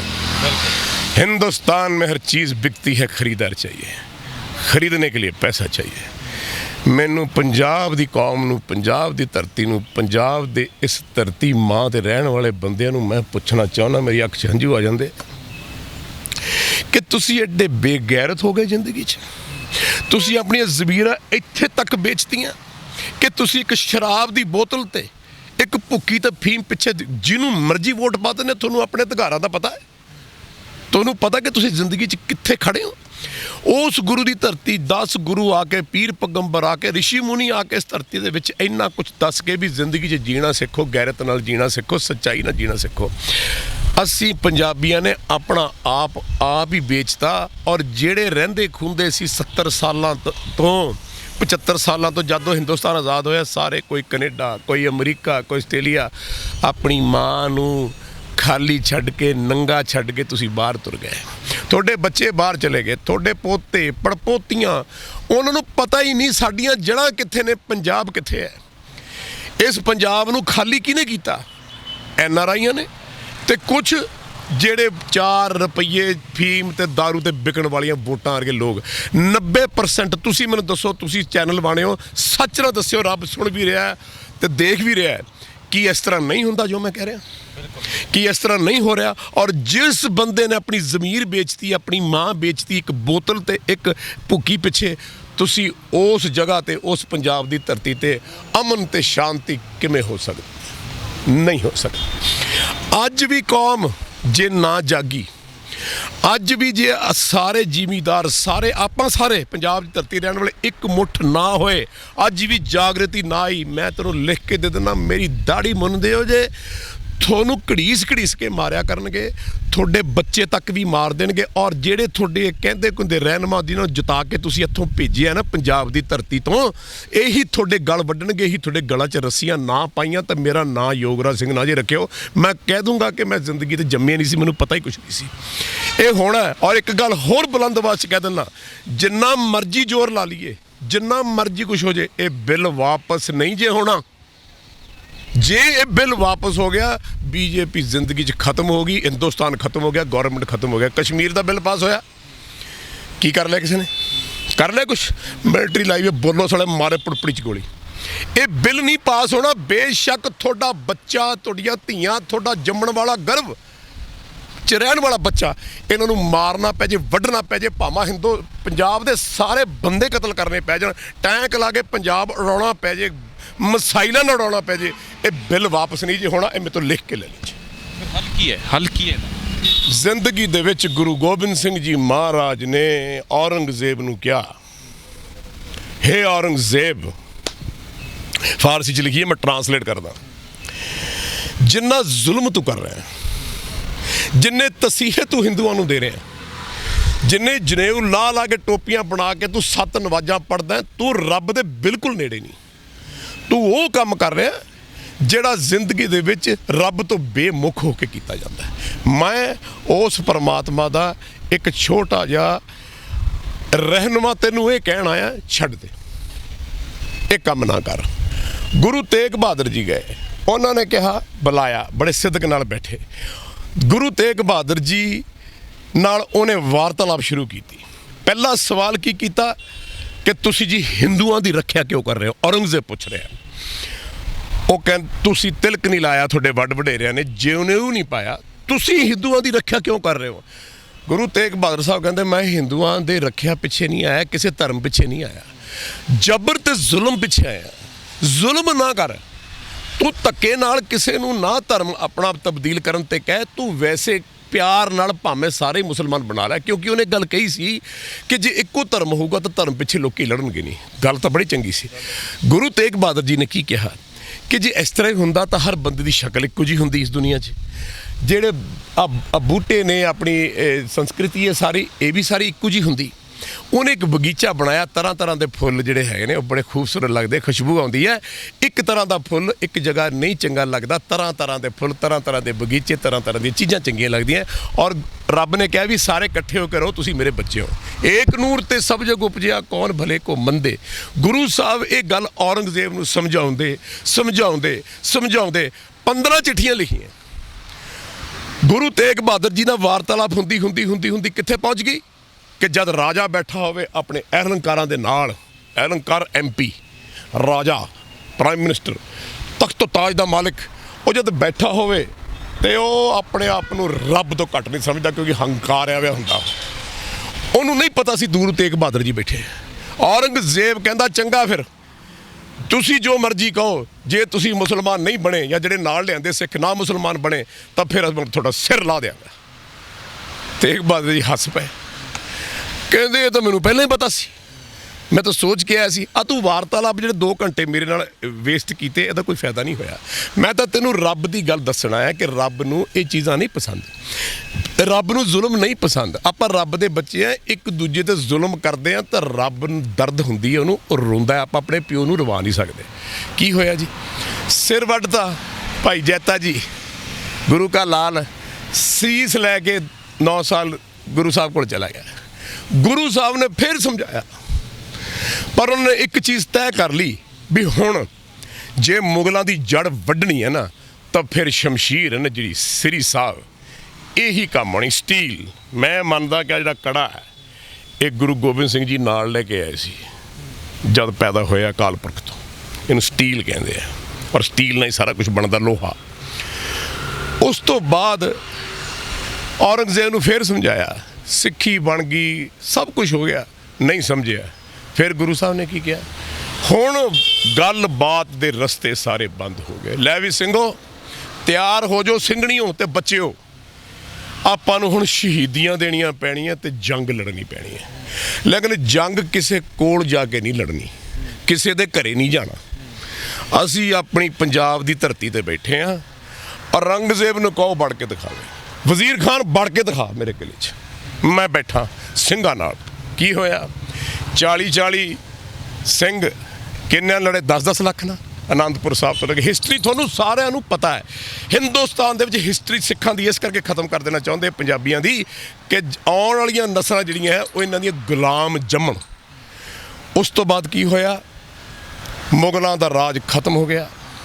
ਵੱਡੇ ਵੱਡੇ ਜਰਨੈਲ ਪੈਦਾ ਹੋਏ, ਜਿੱਥੇ ਸ਼ਹੀਦ ਦਾ ਖੂਨ ਡੁੱਲਿਆ, ਜਿਹਦਾ ਸਿਰ ਵੱਢਿਆ, ਜਿਹਦਾ ਤੁਪਕਾ ਵੀ ਡੁੱਲਿਆ, ਉੱਥੋਂ ਅੱਗ ਪੈਦਾ ਹੋਈ, ਸ਼ਹੀਦ ਪੈਦਾ ਹੋਇਆ।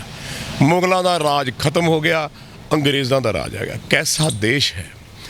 1500 ਸਾਲ ਉਹਨਾਂ ਦੇ ਅਧੀਨ ਰਹਿ ਕੇ ਆਜ਼ਾਦ ਕਰਾਇਆ ਤੇ ਮੁੜ ਕੇ ਅੰਗਰੇਜ਼ਾਂ ਦੇ ਪੱਲੇ ਪੈ ਗਏ। ਮਹਾਰਾਜਾ ਰਣਜੀਤ ਸਿੰਘ ਲੜਦਾ ਰਿਹਾ, ਅੰਗਰੇਜ਼ਾਂ ਨੂੰ ਠੱਲ ਪਾਉਂਦਾ ਰਿਹਾ, ਲੇਕਿਨ ਉਹਨਾਂ ਨੇ ਹਿੰਦੁਸਤਾਨ ਤੇ ਕਬਜ਼ਾ ਕਰ ਲਿਆ। ਲੇਕਿਨ ਪੰਜਾਬ 'ਚ ਉਹ ਕਿਤੇ ਜਾ ਨਹੀਂ ਸਕੇ ਜਦ ਤੱਕ ਮਹਾਰਾਜਾ ਰਣਜੀਤ ਸਿੰਘ ਨਹੀਂ ਮਰਿਆ। ਹੁਣ ਜਿਹੜਾ ਤੁਸੀਂ ਸਵਾਲ ਪੁੱਛਿਆ ਕਿ ਇਹਦਾ ਹੱਲ ਕੀ ਹੈ, ਇਹਦਾ ਹੱਲ ਇਹ ਹੈ, ਆਉਣ ਵਾਲਾ ਵਕਤ, ਮੈਂ ਤਾਂ ਫਕੀਰ ਆਦਮੀ ਹਾਂ, ਰੱਬ ਦੀ ਰਜ਼ਾ 'ਚ ਰਹਿਣਾ ਹੈ। मोहे मरने का चाव है, मरूं तो गुरु के द्वार। पुरजा पुरजा कट मरे, कबू न छाड़े खेत, सूरा सो पहचानिए जो लड़े दीन के हेत। एक कह दिंदा ना, कल मैं गल सुनी कि मूँह चो कोई कुत्ता बोलता सी कल कि जी योगराज सिंह नूं आखो भाई अपने असली प्यो का नाम लिया करे, बाबा दीप सिंह का नाम लिया करे। तो इस मैं कुत्ते नूं कहना चाहुंदा, भौंकड़ा, तेरा प्यो मैनू पता नहीं कौन है तो कित्थे दा तू हैगा, पर मैं अपने गुरसिख गुरु घर दा कुकर ते अपने बाबा दीप सिंह दा बेटा, ते जे तू कदे जमाना होवे तो जा आपां मिलांगे जरूर, क्योंकि ਇਹਦਾ मैं जवाब तैनूं देना है। तू जिहड़ा भी कुत्ता भौंकदा, ये मेरी उन्हें ललकार है। हुणे मैं ललकार तां मारी है क्योंकि ਉਹਦੀ हिक 'ਚ ਵੱਜਣੀ है। मैं चाहुंदा कि हिक 'ਚ ਵੱਜੇ ਤੇ ਗਾ फिर देखिए भी किड्डा क वड्डा सूरमा ਜਿਹੜਾ ਮੇਰੇ ਮੱਥੇ ਤੇ ਲੱਗਣਾ। इसे तरह इदां ही होना है। ਤੁਸੀਂ ਰੇਲਾਂ ਬੰਦ ਕਰ ਦਿਓ, ਤੁਸੀਂ ਪੰਜਾਬ ਬਾਰਡਰ ਸਾਰਾ ਸੀਲ ਕਰ ਦਿਓ, ਠੀਕ ਹੈ। ਔਰ ਇਹ ਫੈਸਲਾ ਕਰ ਲਓ ਕਿ ਅਸੀਂ ਪੰਜਾਬ ਦੀ ਧਰਤੀ ਤੇ ਵੜਨ ਨਹੀਂ ਦੇਣਾ ਕਿਸੇ ਨੂੰ। ਤੇ ਫਿਰ ਅੱਗੇ ਕੀ ਹੋਊਗਾ, ਮਿਲਟਰੀ ਆਊਗੀ, ਪੁਲਿਸ ਆਊਗੀ, BSF ਆਊਗੀ, CRPF ਆਊਗੀ, ਜਿੱਦਾਂ ਮੁਗਲ ਆਉਂਦੇ ਸੀ ਉਵੇਂ ਆਉਣਗੇ। ਅੱਗੇ ਕੀ ਹੋਊਗਾ, ਜਿਹੜਾ ਸੂਰਮਾ ਹੋਊਗਾ ਉਹ ਲੜੂਗਾ ਮਾਰ ਗੋਲੀ, ਦੜ ਦੜ ਚਾਰ ਮੈਂ ਵੀ ਮਾਰੂ। ਜਿਹੜੇ ਹੋਰ ਹੋਣਗੇ ਛਲਾਰੂ, ਜਿਹੜੇ ਇੱਥੋਂ MP ਬਣ ਕੇ ਗਏ ਨੇ, ਉਹ ਭੱਜ ਜਾਣਗੇ, ਖੁੱਡ 'ਚ ਲੁਕ ਜਾਣਗੇ। ਤੇ ਫਿਰ ਲਹੂ ਇੰਨਾ ਕੁ ਪੰਜਾਬ ਦੀ ਧਰਤੀ ਤੇ ਡੁੱਲੂਗਾ, ਇੰਨਾ ਕੁ ਡੁੱਲੂਗਾ, ਉਸ ਲਹੂ ਚੋਂ ਫਿਰ ਸਤਯੁੱਗ ਪੈਦਾ ਹੋਊਗਾ। ਆ ਹੋਣਾ ਜੀ। ਲੜਾਈ ਲੜਨ ਦੇ ਲਈ ਮੇਰੀ ਗੱਲ ਤੁਹਾਨੂੰ ਸਮਝ ਲੱਗੀ ਮੈਂ ਕੀ ਕਿਹਾ? ਇਹਦੇ 'ਚ ਸੱਚਾਈ ਤੇ ਇਹਦੇ 'ਚ ਦੌਰ ਤਰੀਕਾ ਤੁਹਾਨੂੰ ਦਿਖਦਾ ਹੈ ਵੀ ਇਦਾਂ ਹੀ ਹੋਣਾ, ਇਦਾਂ ਹੀ ਹੋਣਾ। ਲੜਾਈ ਲੜਨ ਦੇ ਲਈ ਕਿ ਉਹ ਬਗਾਨੇ ਸੀ ਜਿਨ੍ਹਾਂ ਤੋਂ ਧਰਮ ਬਚਾਉਂਦੇ ਰਹਿ ਗਏ। ਅੱਜ ਦੁੱਖ ਇਸ ਗੱਲ ਦਾ ਕਿ ਜਿਨ੍ਹਾਂ ਪਿੱਛੇ ਸਾਰਾ ਕੁਝ ਵਾਰਤਾ, ਜਿਨ੍ਹਾਂ ਦਾ ਧਰਮ ਬਚਾਇਆ, ਜਿਨ੍ਹਾਂ ਦੀ ਧੀਆਂ ਬਚਾਈਆਂ, ਜਿਨ੍ਹਾਂ ਦੇ ਬੱਚੇ ਬਚਾਏ, ਜਿਨ੍ਹਾਂ ਦੀ ਧਰਤੀ ਬਚਾਈ, ਜਿਨ੍ਹਾਂ ਪਿੱਛੇ ਕੁਰਬਾਨ ਹੋ ਗਏ, ਸ਼ਹੀਦ ਹੋ ਗਏ, ਅੱਜ ਉਹਨਾਂ ਹੀ ਬੰਦਿਆਂ ਨੇ ਅਕਿਰਤ ਕੰਨ ਮੰਦੀ ਹੋ ਮੰਦਾ ਐਹਸਾਨ ਫਰਾਮੋਸ਼ ਆਦਮੀ, ਅੱਜ ਉਹਨਾਂ ਨੇ ਉਹਨਾਂ ਦੇ ਬੱਚਿਆਂ ਨੂੰ ਗਲ 'ਚ ਹੱਥ ਪਾ ਲਿਆ। ਇਸ ਐਸੇ ਇਨਸਾਨਾਂ ਬਾਰੇ ਕਿਹਾ ਜਾਂਦਾ ਅਕਿਰਤ ਕੰਨ ਮੰਦੀ ਹੋ ਮੰਦਾ।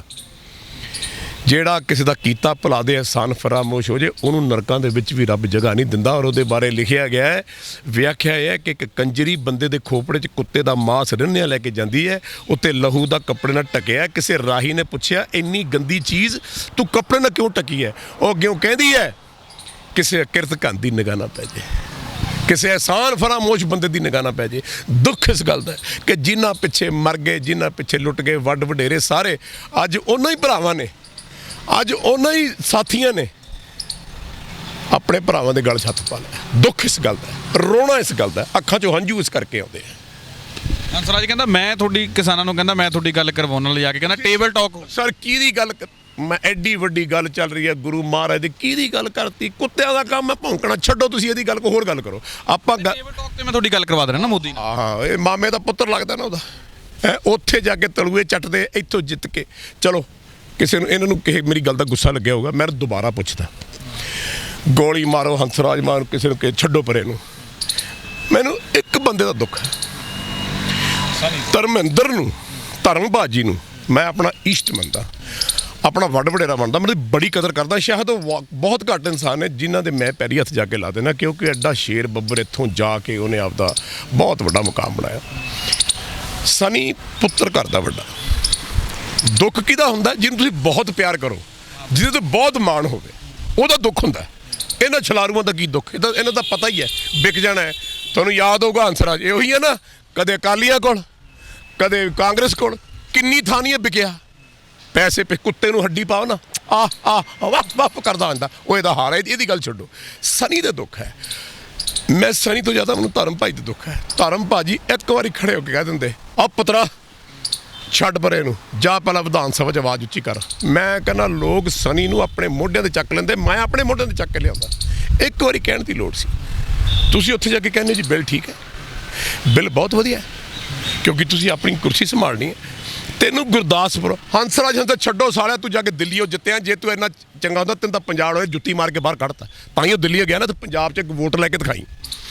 ਸਨੀ ਨੂੰ ਤਾਂ ਭਰਾ ਹੈ, ਪੁੱਤਰ ਹੈ, ਧਰਤੀ ਮਾਂ ਦਾ ਬੇਟਾ ਪੰਜਾਬ ਦਾ, ਗੁਰਦਾਸਪੁਰੋਂ ਜਿਤਾ ਕੇ ਭੇਜਿਆ। ਔਰ ਜ਼ੋਰ ਪੂਰੇ ਪੰਜਾਬੀਆਂ ਨੇ ਲਾਇਆ। ਜ਼ੋਰ ਸਾਰੇ ਪੰਜਾਬੀਆਂ ਨੇ ਲਾਇਆ।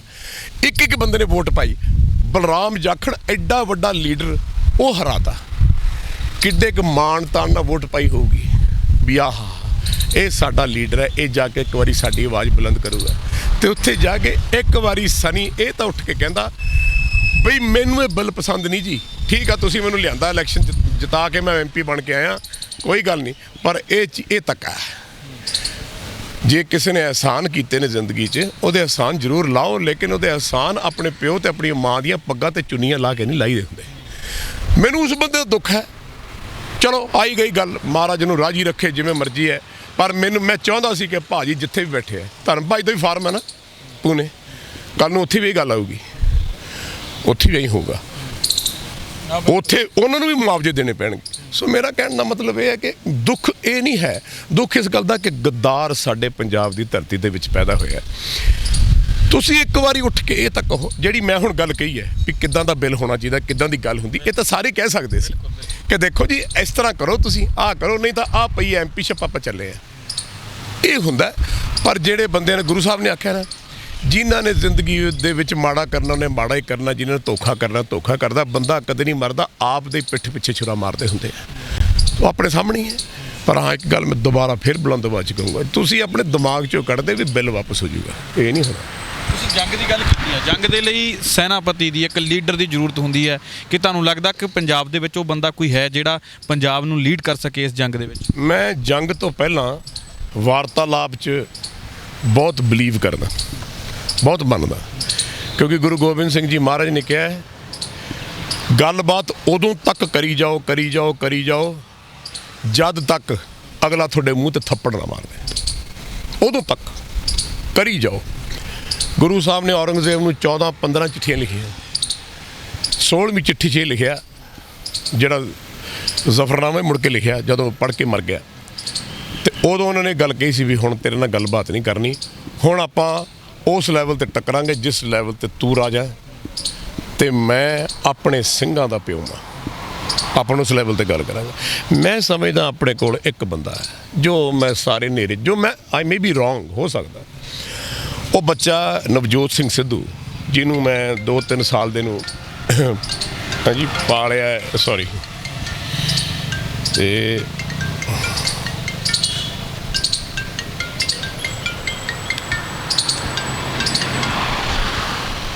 ਉਹਨੂੰ ਆਪਣੇ ਹੱਥੀਂ ਪਾਲਿਆ। ਸਰਦਾਰ ਭਗਵੰਤ ਸਿੰਘ ਸਿੱਧੂ ਬਹੁਤ ਜਰਨੈਲ ਬੰਦੇ ਸੀ, ਉਹ ਬੰਦੇ ਸੀ ਜਿਨ੍ਹਾਂ ਨੇ ਇੱਕ ਵਾਰੀ ਇੰਦਰਾ ਗਾਂਧੀ ਨੂੰ ਪਾਰਲੀਮੈਂਟ 'ਚ ਕਹਿਤਾ ਸੀ ਕਿ ਤੂੰ ਪ੍ਰਾਈਮ ਮਿਨਿਸਟਰ ਹੋਏਂਗੀ ਆਪਣੇ ਘਰੇ, ਮੈਂ ਗੱਲ ਕਰ ਰਿਹਾ, ਮੇਰੀ ਗੱਲ ਪਹਿਲਾਂ ਪੂਰੀ ਸੁਣ, ਵਿੱਚ ਨਾ ਬੋਲ, ਇਹ ਵੀ ਤੁਹਾਨੂੰ ਯਾਦ ਹੋਊਗਾ। ਔਰ ਉਹ ਇੱਕ ਐਸਾ ਇਨਸਾਨ ਹੈ ਜਿਹਨੂੰ ਮੈਂ ਇੱਕ ਪਿਓ ਬਣ ਕੇ ਵਿਆਹਿਆ ਵੀ ਹੈ। ਕਿਸੇ ਪੁੱਤ ਨੂੰ ਪਿਓ ਬਣ ਕੇ ਵਿਆਹੁਣਾ ਬਹੁਤ ਵੱਡੀ ਗੱਲ ਬਣ ਜਾਂਦੀ ਹੈ। ਔਰ ਮੇਰੇ ਨਾਲੋਂ ਪਿਆਰ ਵੀ ਬਹੁਤ, ਜਦ ਘਲੌੜੀਏ ਹੋਣਾ ਦਾ ਰੌਲਾ ਪਿਆ, ਹੋਰ ਪਿਆ, ਤੇ ਮੈਂ ਕਿਹਾ ਮੇਰੇ ਪੁੱਤਰ ਮੇਰੇ ਕੋਲ ਹੀ ਆਏ, ਮੇਰੇ ਕੋਲ ਹੀ ਰਹੇ, ਬਣੀ ਹੋਣੀ ਸਾਰੇ, ਤੇ ਮੇਰਾ ਫਰਜ਼ ਵੀ ਬਣਦਾ ਸੀ। ਮੈਨੂੰ ਉਸ ਬੰਦੇ ਦਾ ਪਤਾ ਹੈ, ਬੇਗੈਰਤ ਨਹੀਂ ਹੋ ਸਕਦਾ, ਠੱਗ ਨਹੀਂ ਹੋ ਸਕਦਾ, ਚੋਰ ਨਹੀਂ ਹੋ ਸਕਦਾ, ਰਿਸ਼ਵਤ ਨਹੀਂ ਲੈ ਸਕਦਾ। ਉਹ ਇੱਕ ਚੰਗੇ ਰੱਜੇ ਖਾਨਦਾਨ 'ਚੋਂ ਹੈ ਔਰ ਉਹਦੇ 'ਚ ਜੁਰਤ ਹੈ, ਉਹੀ ਸ਼ਾਇਦ ਅੱਖ ਚੱਕ ਪਾ ਕੇ ਗੱਲ ਕਰ ਸਕਦਾ। ਮੈਂ ਸਮਝਦਾ ਅੱਜ ਵੀ ਦੇਖੋ 2% ਤਾਂ ਤੁਹਾਡੇ ਖਿਲਾਫ ਦੁਨੀਆ ਹੋਊਗੀ। ਅੱਜ ਜੇ ਯੋਗਰਾਜ ਸਿੰਘ ਕੋਈ ਸੱਚ ਗੱਲ ਬੋਲਦਾ ਤਾਂ ਫਿਰ ਹੰਸਰਾਜ ਵਰਗੇ ਕੁੱਤੇ ਜਿਹੜੇ ਹੈਗੇ ਆ ਜ਼ਰੂਰ ਭੌਂਕਣਗੇ, ਔਰ ਭੌਂਕਣਾ ਚਾਹੀਦਾ ਵੀ ਹੈ। ਆਫਟਰ ਆਲ ਤਕਲੀਫ ਹੁੰਦੀ ਹੈ ਨਾ, ਜੇ ਸੱਚੀ ਗੱਲ ਸੁਣਨੀ ਬਹੁਤ ਔਖੀ ਹੈ, ਤੇ ਜ਼ਰੂਰ ਭੌਂਕੋ। ਪਰ ਇਹੋ ਜਿਹਾ ਬੰਦਾ, ਨਵਜੋਤ ਸਿੰਘ ਵਰਗਾ, ਸਿੱਧੂ ਵਰਗਾ ਬੰਦਾ, ਮੈਂ ਤਾਂ ਇੱਕ ਪਿਤਾ ਹੋਣ ਦੇ ਨਾਤੇ ਉਹਨੂੰ ਪੁਕਾਰ ਲਾ ਸਕਦਾ ਕਿ ਬੇਟਾ ਆ ਜਾ, ਹੁਣ ਟਾਈਮ ਹੈ, ਨਹੀਂ ਤੇ ਮੁੜ ਕੇ ਫਿਰ ਦਾਦੇ ਪੜਦਾਦੇ ਦੀਆਂ ਪੱਗਾਂ ਰੋਲ ਦੇਣੀਆਂ ਜੇ ਲੋਕਾਂ ਨੇ। ਉਹ ਅੱਗੇ ਚੱਲੇ ਤਾਂ ਮੈਂ ਸਮਝਦਾ ਬਹੁਤ ਕੁਝ ਹੋ ਸਕਦਾ, ਲੇਕਿਨ ਲੀਡਰ ਆਪਣਾ ਇੱਕ ਹੋਵੇ। ਅਸੀਂ ਆਪਣੇ ਪੰਜਾਬੀ ਲੋਕ ਧੜਿਆਂ 'ਚ ਬਹੁਤ ਛੇਤੀ ਵੰਡੇ ਜਾਂਦੇ ਹਾਂ, ਇਸੇ ਕਰਕੇ ਆਪਣੇ ਰਾਜ ਵੀ ਗਏ ਨੇ। ਕਿੰਨੀ ਤਾਕਤ ਆਪਾਂ ਨੂੰ ਮਿਲੀ, ਰਾਜ ਭਾਗ ਮਿਲਿਆ, ਸਭ ਕੁਝ ਮਿਲਿਆ, ਆਪਾਂ ਆਪ ਖੋਤਾ ਕਿਉਂਕਿ ਆਪਾਂ ਕੰਨਾਂ ਦੇ ਬਹੁਤ ਕੱਚੇ ਆ।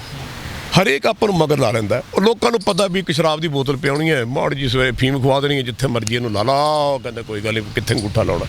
ਜਦ ਤੱਕ ਆਪਣਾ ਕਰੈਕਟਰ ਨਹੀਂ ਜਾਗੂਗਾ, ਜਦ ਗੁਰੂ ਗੋਬਿੰਦ ਸਿੰਘ ਜੀ ਮਹਾਰਾਜ ਨੇ ਸਿੰਘ ਸਾਜੇ ਹੈ, ਪਹਿਲਾ ਸਿਰ ਮੰਗਿਆ ਤਾਂ ਕੀ ਹੋਇਆ, 80,000 ਦੇ ਪੰਡਾਲ 'ਚੋਂ 20,000 ਗਾਇਬ ਹੋ ਗਿਆ। ਦੂਜਾ ਮੰਗਿਆ ਸਿਰ, 10,000 ਹੋਰ ਚਲੇ ਗਏ। ਤੀਜਾ, ਚੌਥਾ, ਪੰਜਵਾਂ ਮੰਗੇ ਤਾਂ ਪੰਡਾਲ ਖਾਲੀ ਹੋ ਗਿਆ।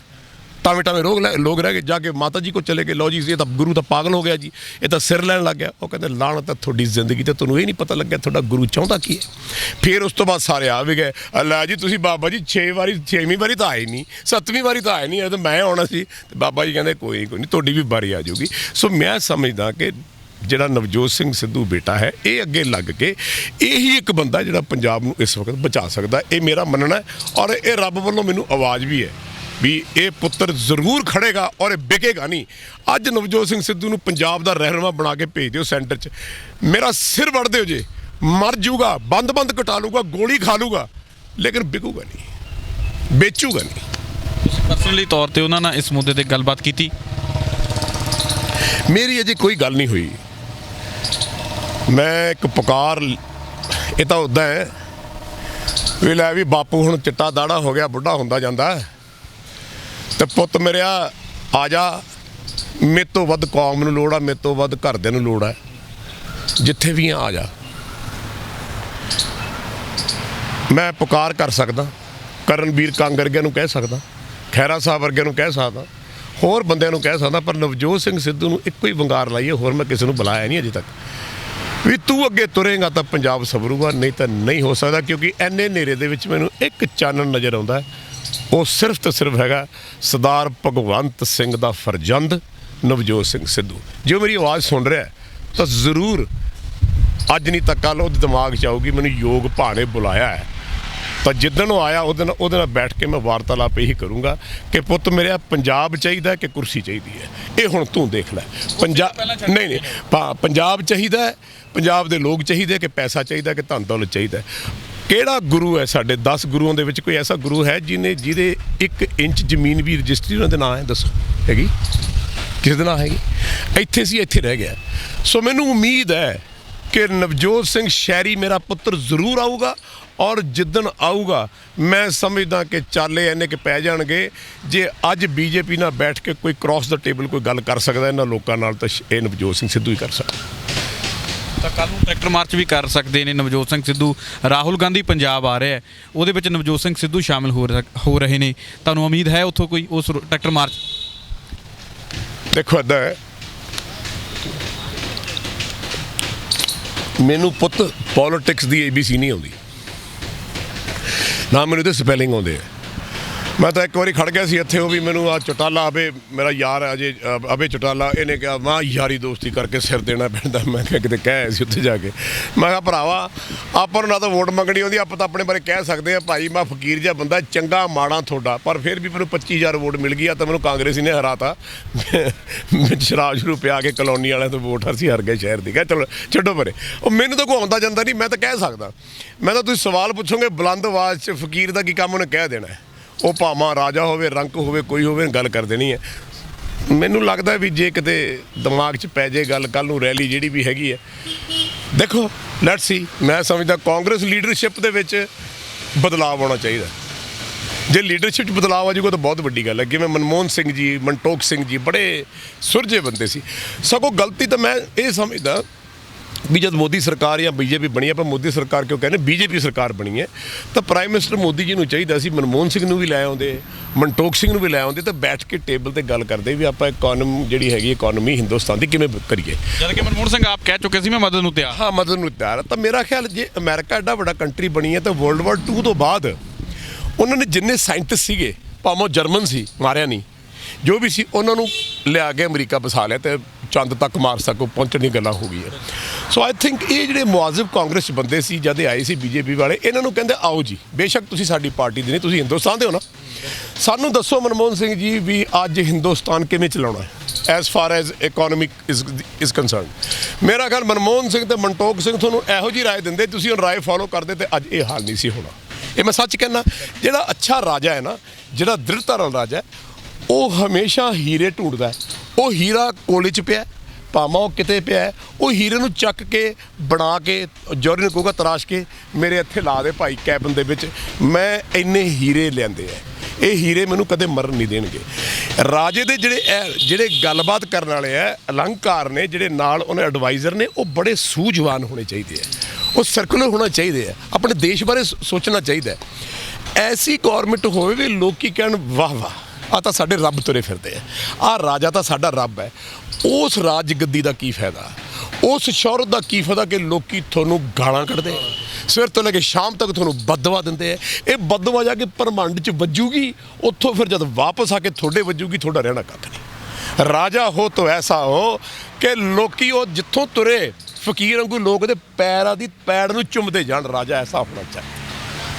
ਕਾਰਨ ਕੀ ਹੈ? ਲੋਕ 117 ਜਿਹੜੇ MLA ਆ, 13 MP ਆ, ਗਾਲਾਂ ਵੀ ਕੱਢਦੇ ਆ ਆਏ ਸਾਲ, ਫਿਰ ਇਹਨਾਂ ਨੂੰ ਚੁਣ ਲੈਂਦੇ ਆ। ਫਿਰ ਕਾਰਨ ਬੇਮੁਖ ਹੋਏ ਰਾਮ ਤੇ ਸੋ ਦੁੱਖ ਪਾਏ, ਗੁਰੂ ਤੋਂ ਬੇਮੁਖ ਹੋਏ ਨੇ, ਆਪਣੇ ਗੁਰੂਆਂ ਦੀ ਪੜ੍ਹਾਈ ਤੋਂ ਬੇਮੁਖ ਹੋਏ ਨੇ, ਰੱਬ ਨੂੰ ਟੱਬ ਸਮਝਦੇ ਨੇ, ਇਹ ਸਮਝਦੇ ਨੇ ਅਸੀਂ ਕਾਹਲੀ ਹੋ ਗਿਆ।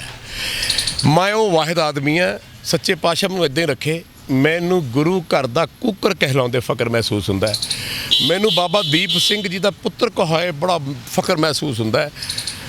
ਮੈਂ ਕਿਸੇ ਦਾ ਦੁੱਖ ਵਡਾਉਣਾ, ਕਿਸੇ ਨਾਲ ਪਿਆਰ ਕਰਦਾ, ਕਿਸੇ ਪਿੱਛੇ ਆਪਣਾ ਕੁਰਬਾਨ ਹੋਣਾ, ਮੈਨੂੰ ਬੜਾ ਖੁਸ਼ੀ ਹੁੰਦੀ ਹੈ, ਕਿਉਂਕਿ ਮੈਂ ਆਪਣੇ ਗੁਰੂ ਦੇ ਕਹਿਣ 'ਤੇ ਚੱਲ ਰਿਹਾ। ਹੇ ਵਾਹਿਗੁਰੂ, ਮੇਰੇ ਕੋਲ ਕੋਈ ਇਹੋ ਜਿਹੀ ਸੋਚ ਨਾ ਆਵੇ, ਕੋਈ ਇਹੋ ਜਿਹਾ ਕਰਮ ਨਾ ਮੇਰੇ ਤੋਂ ਕਰਾ ਦੀ ਕਦੇ ਵੀ, ਜਿੱਥੇ ਆ ਕੇ ਮੈਨੂੰ ਆਪਣੀ ਆਤਮਾ ਨਾਲ ਇਹ ਗੱਲ ਕਰਨੀ ਪਵੇ ਵੀ ਤੂੰ ਰੱਬ ਨਾਲ ਸ਼ਕਲ ਕਿਵੇਂ ਦਿਖਾਏਂਗਾ, ਅੱਖ ਕਿਵੇਂ ਮਿਲਾਏਂਗਾ। ਸੋ ਆਈ ਥਿੰਕ ਬੜਾ ਜ਼ਰੂਰੀ ਹੈ। ਅਜੇ ਵੀ ਜੋ ਗੁਰੂਆਂ ਨੇ ਕਿਹਾ ਉਹਨਾਂ ਦੇ ਕਹਿਣ 'ਤੇ ਤੁਸੀਂ ਚੱਲੋ। ਇੱਕ ਝੰਡੇ ਥੱਲੇ ਆਓ। ਸੰਤ ਜਰਨੈਲ ਸਿੰਘ ਭਿੰਡਰਾਂ ਵਾਲੇ ਕੀ ਚਾਹੁੰਦੇ ਸੀ? ਉਹਨਾਂ ਨੇ ਕਦ ਕਿਹਾ ਸੀ ਸਾਨੂੰ ਖਾਲਿਸਤਾਨ ਚਾਹੀਦਾ? ਕਦੇ ਨਹੀਂ ਕਿਹਾ। ਸਿਰਫ ਉਸ ਪੰਜਾਬੀ ਸੂਬੇ ਦੀ ਗੱਲ ਕਰਦੇ ਸੀ, ਜਾਂ ਜਿਹੜਾ ਮਤਾ ਆਪਣਾ ਅਨੰਦਪੁਰ ਸਾਹਿਬ ਦਾ, ਇਹਦੀ ਗੱਲ ਕਰਦੇ ਸੀ, ਕੀ ਮਾੜਾ ਕੰਮ ਕਰਦੇ ਸੀ। ਜੇ ਤੁਸੀਂ ਜਾ ਕੇ ਧੀਆਂ ਭੈਣਾਂ ਨੂੰ ਤੰਗ ਕਰਦੇ ਸੀ, ਲੋਕਾਂ ਨੂੰ ਮਾਰਦੇ ਸੀ, ਗਰੀਬਾਂ ਨੂੰ ਕੁਚਲਦੇ ਸੀ, ਉਹਨਾਂ ਦੇ ਖਿਲਾਫ ਉਹ ਖੜੇ ਹੋ ਗਏ। ਕੋਈ ਚੰਗਾ ਕੰਮ ਕੀਤਾ, ਮਾੜਾ ਤਾਂ ਨਹੀਂ ਕੀਤਾ। ਜੇ ਤੁਸੀਂ ਹਰਿਮੰਦਰ ਸਾਹਿਬ ਦੇ ਵਿੱਚ ਆਰਮੀ ਵਾੜ ਸਕਦੇ ਹੋ, ਹਰਿਮੰਦਰ ਸਾਹਿਬ ਨੂੰ ਢਾਹ ਸਕਦੇ ਹੋ, ਗਿਆਨੀ ਜੈਲ ਸਿੰਘ ਸਭ ਤੋਂ ਵੱਡਾ ਗੱਦਾਰ, ਠੀਕ ਹੈ, ਜਿਹਨੇ ਸਾਈਨ ਕੀਤੇ being the president of India ਹੈ। ਅਡਵਾਨੀ ਦੀ ਕਿਤਾਬ ਪੜ੍ਹੀ ਹੈ ਤੁਸੀਂ, ਮੈਨੂੰ ਆਪ ਹੀ ਦੱਸਿਆ, ਉਹ 'ਚ ਲਿਖਿਆ ਹੈ ਕਿ ਇੰਦਰਾ ਗਾਂਧੀ ਹਮਲਾ ਨਹੀਂ ਸੀ ਕਰਦੀ, ਅਸੀਂ ਕਿਹਾ ਉਹਨੂੰ। LK ਅਡਵਾਨੀ ਕਹਿ ਰਿਹਾ ਆਪਣੀ ਕਿਤਾਬ 'ਚ, ਅਸੀਂ ਮਜਬੂਰ ਕੀਤਾ ਕਿ ਤੂੰ ਅਟੈਕ ਕਰ। ਜੇ ਤੁਹਾਡੇ 'ਚ ਇੰਨੀ ਜ਼ਰੂਰਤ ਸੀ ਸਾਲੇ, ਤੁਸੀਂ ਆਪ ਆਉਂਦੇ ਬੰਦੂਕਾਂ ਲੈ ਕੇ, ਆਰਮੀ ਕਾਹਤੋਂ ਮਰਵਾਤੀ ਹੈ। ਹੁਣ ਵੀ ਜੇ ਤੁਹਾਡੇ ਜ਼ਰੂਰਤ ਆਓ 1 to 1 ਗੱਲ ਕਰੀਏ। ਉਹ ਐ ਤਾਂ ਜਿਹੜਾ ਬੈਠਾ ਉਹ ਭਾਵੇਂ ਆਰਮੀ ਬਣਾ ਲੇ, ਕੁਝ ਵੀ ਬਣਾ ਲੇ, BSF ਬਣਾ ਲੇ, CRP ਬਣਾ ਲੇ, ਤੇ ਜਿਹੜੇ ਬੰਦੇ ਹਰਿਮੰਦਰ ਸਾਹਿਬ ਢਾਹ ਸਕਦੇ ਐ, ਉਹਨਾਂ ਵਾਸਤੇ ਪੰਜਾਬ ਕੀ ਕਹਿੰਦਾ ਹੈ ਕੁਝ? ਪੰਜਾਬੀਆਂ ਦੀ ਕੀਮਤ ਹੈ ਤੁਹਾਡੀ? ਦੱਸੋ ਮੈਨੂੰ, ਜਵਾਬ ਦਿਓ। ਤੁਹਾਡਾ ਗੁਰੂ ਘਰ ਨਹੀਂ ਛੱਡਿਆ ਇਹਨਾਂ ਨੇ, ਤੇ ਤੁਸੀਂ ਆਖਦੇ ਹੋ ਵੀ ਭੈ ਤੁਹਾਨੂੰ ਛੱਡ ਦੇਣਗੇ। ਇਹ ਕਿਹੜੀ ਕਿਤਾਬ 'ਚ ਲਿਖਿਆ? ਤੁਸੀਂ ਗਲਤਫਹਿਮੀ 'ਚ ਰਹਿ ਰਹੇ ਹੋ। ਜੇ ਮੰਗਾਂ ਚੰਗੀਆਂ ਸੀ, ਤੁਸੀਂ ਤੇ ਮਿਲੇ ਵਰਤੇ ਵੀ ਹੋ, ਤੁਸੀਂ ਮੈਂ ਹੋਰ ਇੰਟਰਵਿਊ ਵੀ ਦੇਖੀਆਂ, ਸੰਤ ਜਰਨੈਲ ਸਿੰਘ ਭਿੰਡਰਾਂਵਾਲਾ ਦੇ ਨਾਲ ਤੁਸੀਂ ਮਿਲਦੇ ਵਰਤਦੇ ਰਹੇ ਹੋ, ਤਾਂ ਲੋਕ ਖਾਲਿਸਤਾਨ ਉਹਨਾਂ ਦਾ ਬੜਾ ਪਿਆਰ ਸੀ। ਹਾਂ, ਤਾਂ ਲੋਕ ਪੜ੍ਹਿਆ ਲਿਖਿਆ PhD ਕਰਿਆ ਬੰਦਾ ਜੀ। ਤੁਸੀਂ ਕਿਤੇ ਭਾਈ ਬਰੀਕ ਸਿੰਘ ਉਹਨਾਂ ਨਾਲ ਗੱਲ ਕਰਦੇ ਐ ਲੱਗਦਾ ਫੁੱਲ ਕਰਦੇ ਮੂੰਹ 'ਚ, ਬੀਬਾ ਜੀ ਹਾਂਜੀ ਠੀਕ ਹੈ ਜੀ, ਐ ਨਹੀਂ ਸੀ ਪਤਾ ਲੱਗਦਾ ਵੀ ਦੂਜਾ ਸੁਣ ਰਿਹਾ ਕਿ ਨਹੀਂ ਸੁਣ ਰਿਹਾ। ਐਸੀ ਗੱਲ ਸੀ ਉਹਨਾਂ ਦੀ। ਮੈਂ ਤਾਂ ਉਹਨਾਂ ਨੂੰ ਸੁਣਨ ਜਾਂਦਾ ਹੁੰਦਾ ਸੀ ਵੀ ਕਿਆ ਬਾਤ ਹੈ, ਕਿਆ ਗੱਲ ਹੈ। ਕਦੇ ਉਹਨੇ ਕਿਸੇ ਨੂੰ ਗਾਲ ਨਹੀਂ ਕੱਢਣੀ, ਕੁਝ ਨਹੀਂ ਕਰਨੀ। ਉਹਨਾਂ ਕੋਲ ਆ ਕੇ ਬਹੁਤ ਸਾਰੇ ਲੋਕਾਂ ਨੇ ਬਹਿਣਾ, ਸਾਰੇ ਧਰਮਾਂ ਦੇ ਲੋਕਾਂ ਨੇ ਆ ਕੇ ਬਹਿਣਾ, ਉਹਨਾਂ ਨੇ ਵਿਚਾਰਧਾਰਾ ਕਰਨੀ, ਰੱਬ ਦੀ ਗੱਲ ਕਰਨੀ। ਜਿਵੇਂ ਗੁਰੂ ਗੋਬਿੰਦ ਸਿੰਘ ਜੀ ਮਹਾਰਾਜ ਕੋਲ ਗੁਰੂਆਂ ਕੋਲ ਜਾਂਦੇ ਸੀ, ਉਹਦੇ ਸੰਤਾਂ ਕੋਲ ਵੀ ਜਾਂਦੇ ਸੀ, ਔਰ ਉਹਨਾਂ ਨਾਲ ਬੈਠਣ ਵਾਲੇ ਇੰਨੇ ਖੂਬਸੂਰਤ ਇਨਸਾਨ ਸੀ। ਆ ਜਨਰਲ ਸੁਬੇਗ ਸਿੰਘ ਸੀ, ਇਹ ਕਦੇ ਨਹੀਂ ਇਹਨੇ ਕਦੇ ਗਾਲ ਕੱਢੀ ਹੈ ਕਿ ਓਏ ਤੋਂ ਇਹ ਕਿਹਾ, ਕਦੇ ਆਪਣੀ ਕਹਾਣੀ ਸੁਣਾਈ। ਵਾਹਿਗੁਰੂ ਵਾਹਿਗੁਰੂ, ਅੱਛਾ ਹੋਣਾ ਚਾਹੀਦਾ, ਜ਼ੁਲਮ ਨਹੀਂ ਹੋਣਾ ਚਾਹੀਦਾ। ਭਾਈ ਜਿਹੜਾ ਖਾਲਸਾ ਹੈ, ਜਿਹੜਾ ਰੱਬ ਨੂੰ ਮੰਨਣ ਵਾਲਾ ਕਿਸੇ ਵੀ ਧਰਮ ਦਾ ਹੈ, ਉਹ ਜ਼ੁਲਮ ਦੇ ਖਿਲਾਫ ਹਮੇਸ਼ਾ ਟਕਰਾ ਕੇ ਮਰੂਗਾ, ਤਾਂ ਉਹਨੂੰ ਜਿਹੜੀ ਹੈ ਖੁਦਾ ਉਹਦੇ ਤੇ ਖੁਸ਼ ਹੈ, ਗੁਰੂ ਉਹਦੇ ਤੇ ਖੁਸ਼ ਹੈ। ਸੋ ਉਹ ਬੰਦੇ ਬੜੇ ਕਮਾਲ ਦੇ ਬੰਦੇ ਸੀ। ਤਾਂ ਕਾਰਨ ਕੀ ਰਿਹਾ ਕਿ ਸੰਤ ਜਰਨੈਲ ਸਿੰਘ ਭਿੰਡਰਾਂਵਾਲਿਆਂ ਦੇ ਉੱਪਰ ਖਾਲਿਸਤਾਨੀ ਦਾ ਟੈਗ ਲੱਗ ਗਿਆ, ਅੱਤਵਾਦੀ ਦਾ ਟੈਗ ਲੱਗ ਗਿਆ? ਕਿਹੜੇ ਬੰਦਿਆਂ ਦੇ ਕਾਰਨ ਇਹ ਬਦਨਾਮੀ ਹੋਊ? ਆ ਇੱਕ ਹੱਥ 'ਚ ਝੂਠ ਹੈ, ਇੱਕ ਹੱਥ ਸੱਚ ਹੈ। ਝੂਠ ਇੱਥੇ ਖੜਾ ਇੱਦਾਂ, ਝੂਠ ਨੂੰ 100 ਵਾਰ ਬੋਲੋ ਉਹ ਸੱਚ ਬਣ ਜਾਂਦਾ। ਸੱਚ ਆ ਕੇ ਉਹਦੇ ਨਾਲ ਟਕਰਾਉਂਦਾ, ਉਹ ਸੱਚ ਨੂੰ ਬਰਾਬਰ ਤਾਂ ਬਿਠਾ ਲੂਗਾ ਝੂਠ। ਜਦ ਸੱਚ ਉੱਪਰ ਜਾਣ ਲੱਗੂਗਾ ਨਾ, ਉਹਨੂੰ ਕੁਚਲ ਦੂਗਾ। ਲੇਕਿਨ ਸੱਚਾਈ ਦੀ ਤਾਕਤ ਇਹੋ ਜਿਹੀ ਹੈ ਕਿ ਜਿੰਨਾ ਮਰਜ਼ੀ ਉਹਨੂੰ ਕੁਚਲੀ ਜਾਵੇ, ਉਹ ਅਖੀਰ 'ਚ ਬਾਉਂਸ ਬੈਕ ਕਰਕੇ ਸਭ ਨੂੰ ਤੋੜ ਕੇ ਪਰਮੰਡ ਤੱਕ ਚਲੇ ਜਾਂਦਾ। ਸੋ ਕਾਰਨ ਜਿਹੜੇ ਨੇ ਉਹ ਆਪਣਿਆਂ ਦੇ ਨੇ, ਕਾਰਨ ਉਹ ਲੋਕਾਂ ਦੇ ਨੇ ਜਿਨ੍ਹਾਂ ਨੂੰ ਪਸੰਦ ਨਹੀਂ। ਆਫਟਰ ਆਲ ਸ਼ੈਤਾਨ ਦੀ ਤੇ ਇਨਸਾਨ ਦੀ ਲੜਾਈ ਹੈ ਨਾ। ਸ਼ੈਤਾਨ ਆਤਮਾ ਕਲਯੁਗ 'ਚ ਜ਼ਿਆਦਾ ਨੇ, ਜਿਹੜੇ ਇਨਸਾਨ ਨੇ ਉਹ ਘੱਟ ਨੇ, ਇਹੀ ਹੈ। ਲੇਕਿਨ ਜਿਹੜਾ ਅਸਲੀ ਇੱਕ ਇਨਸਾਨ ਹੈ ਨਾ, ਉਹ ਸਾਰੇ ਦੁਨੀਆ ਦੇ ਵਿੱਚ ਕ੍ਰਾਂਤੀਕਾਰੀ ਲਿਆ ਸਕਦਾ ਹੈ। ਹਿਟਲਰ ਵਰਗਿਆਂ ਨੇ ਕੀ ਨਹੀਂ ਕੀਤਾ ਤੁਹਾਡੇ ਸਾਹਮਣੇ, ਕੀ ਨਹੀਂ ਕੀਤਾ। ਸਲੋਨੀ ਵਰਗਿਆਂ ਨੇ ਕੀ ਨਹੀਂ ਕੀਤਾ। ਲੇਕਿਨ ਫਿਰ ਵੀ ਅਖੀਰ 'ਚ ਕੀ ਹੋਇਆ? ਸੁਸਾਈਡ ਕਰਨੀ ਪਈ ਨਾ। ਕੀ ਰਹਿ ਗਿਆ ਹੈ? ਅੱਜ ਦੀ ਫੋਟੋ ਹੀ ਲਾਉਂਦਾ ਉੱਥੇ ਕੋਈ। ਸੋ ਮੇਰਾ ਕਹਿਣ ਦਾ ਮਤਲਬ ਹੈ ਕਿ ਕੰਮ ਰਾਜਾ ਬਣ ਕੇ ਇਹੋ ਜਿਹੇ ਕਰਿਓ। ਦੇਖੋ, ਰਾਜਾ ਕਦੇ ਮਾੜਾ ਨਹੀਂ ਹੁੰਦਾ ਮੇਰੇ ਹਿਸਾਬ ਨਾਲ। ਹਰੀਸ਼ ਚੰਦਰ ਜੀ ਰਾਜਾ ਸੀ, ਗੁਰੂ ਰਾਮਚੰਦਰ ਜੀ ਦੇ ਪਿਤਾ ਜੀ, ਠੀਕ ਹੈ ਜੀ।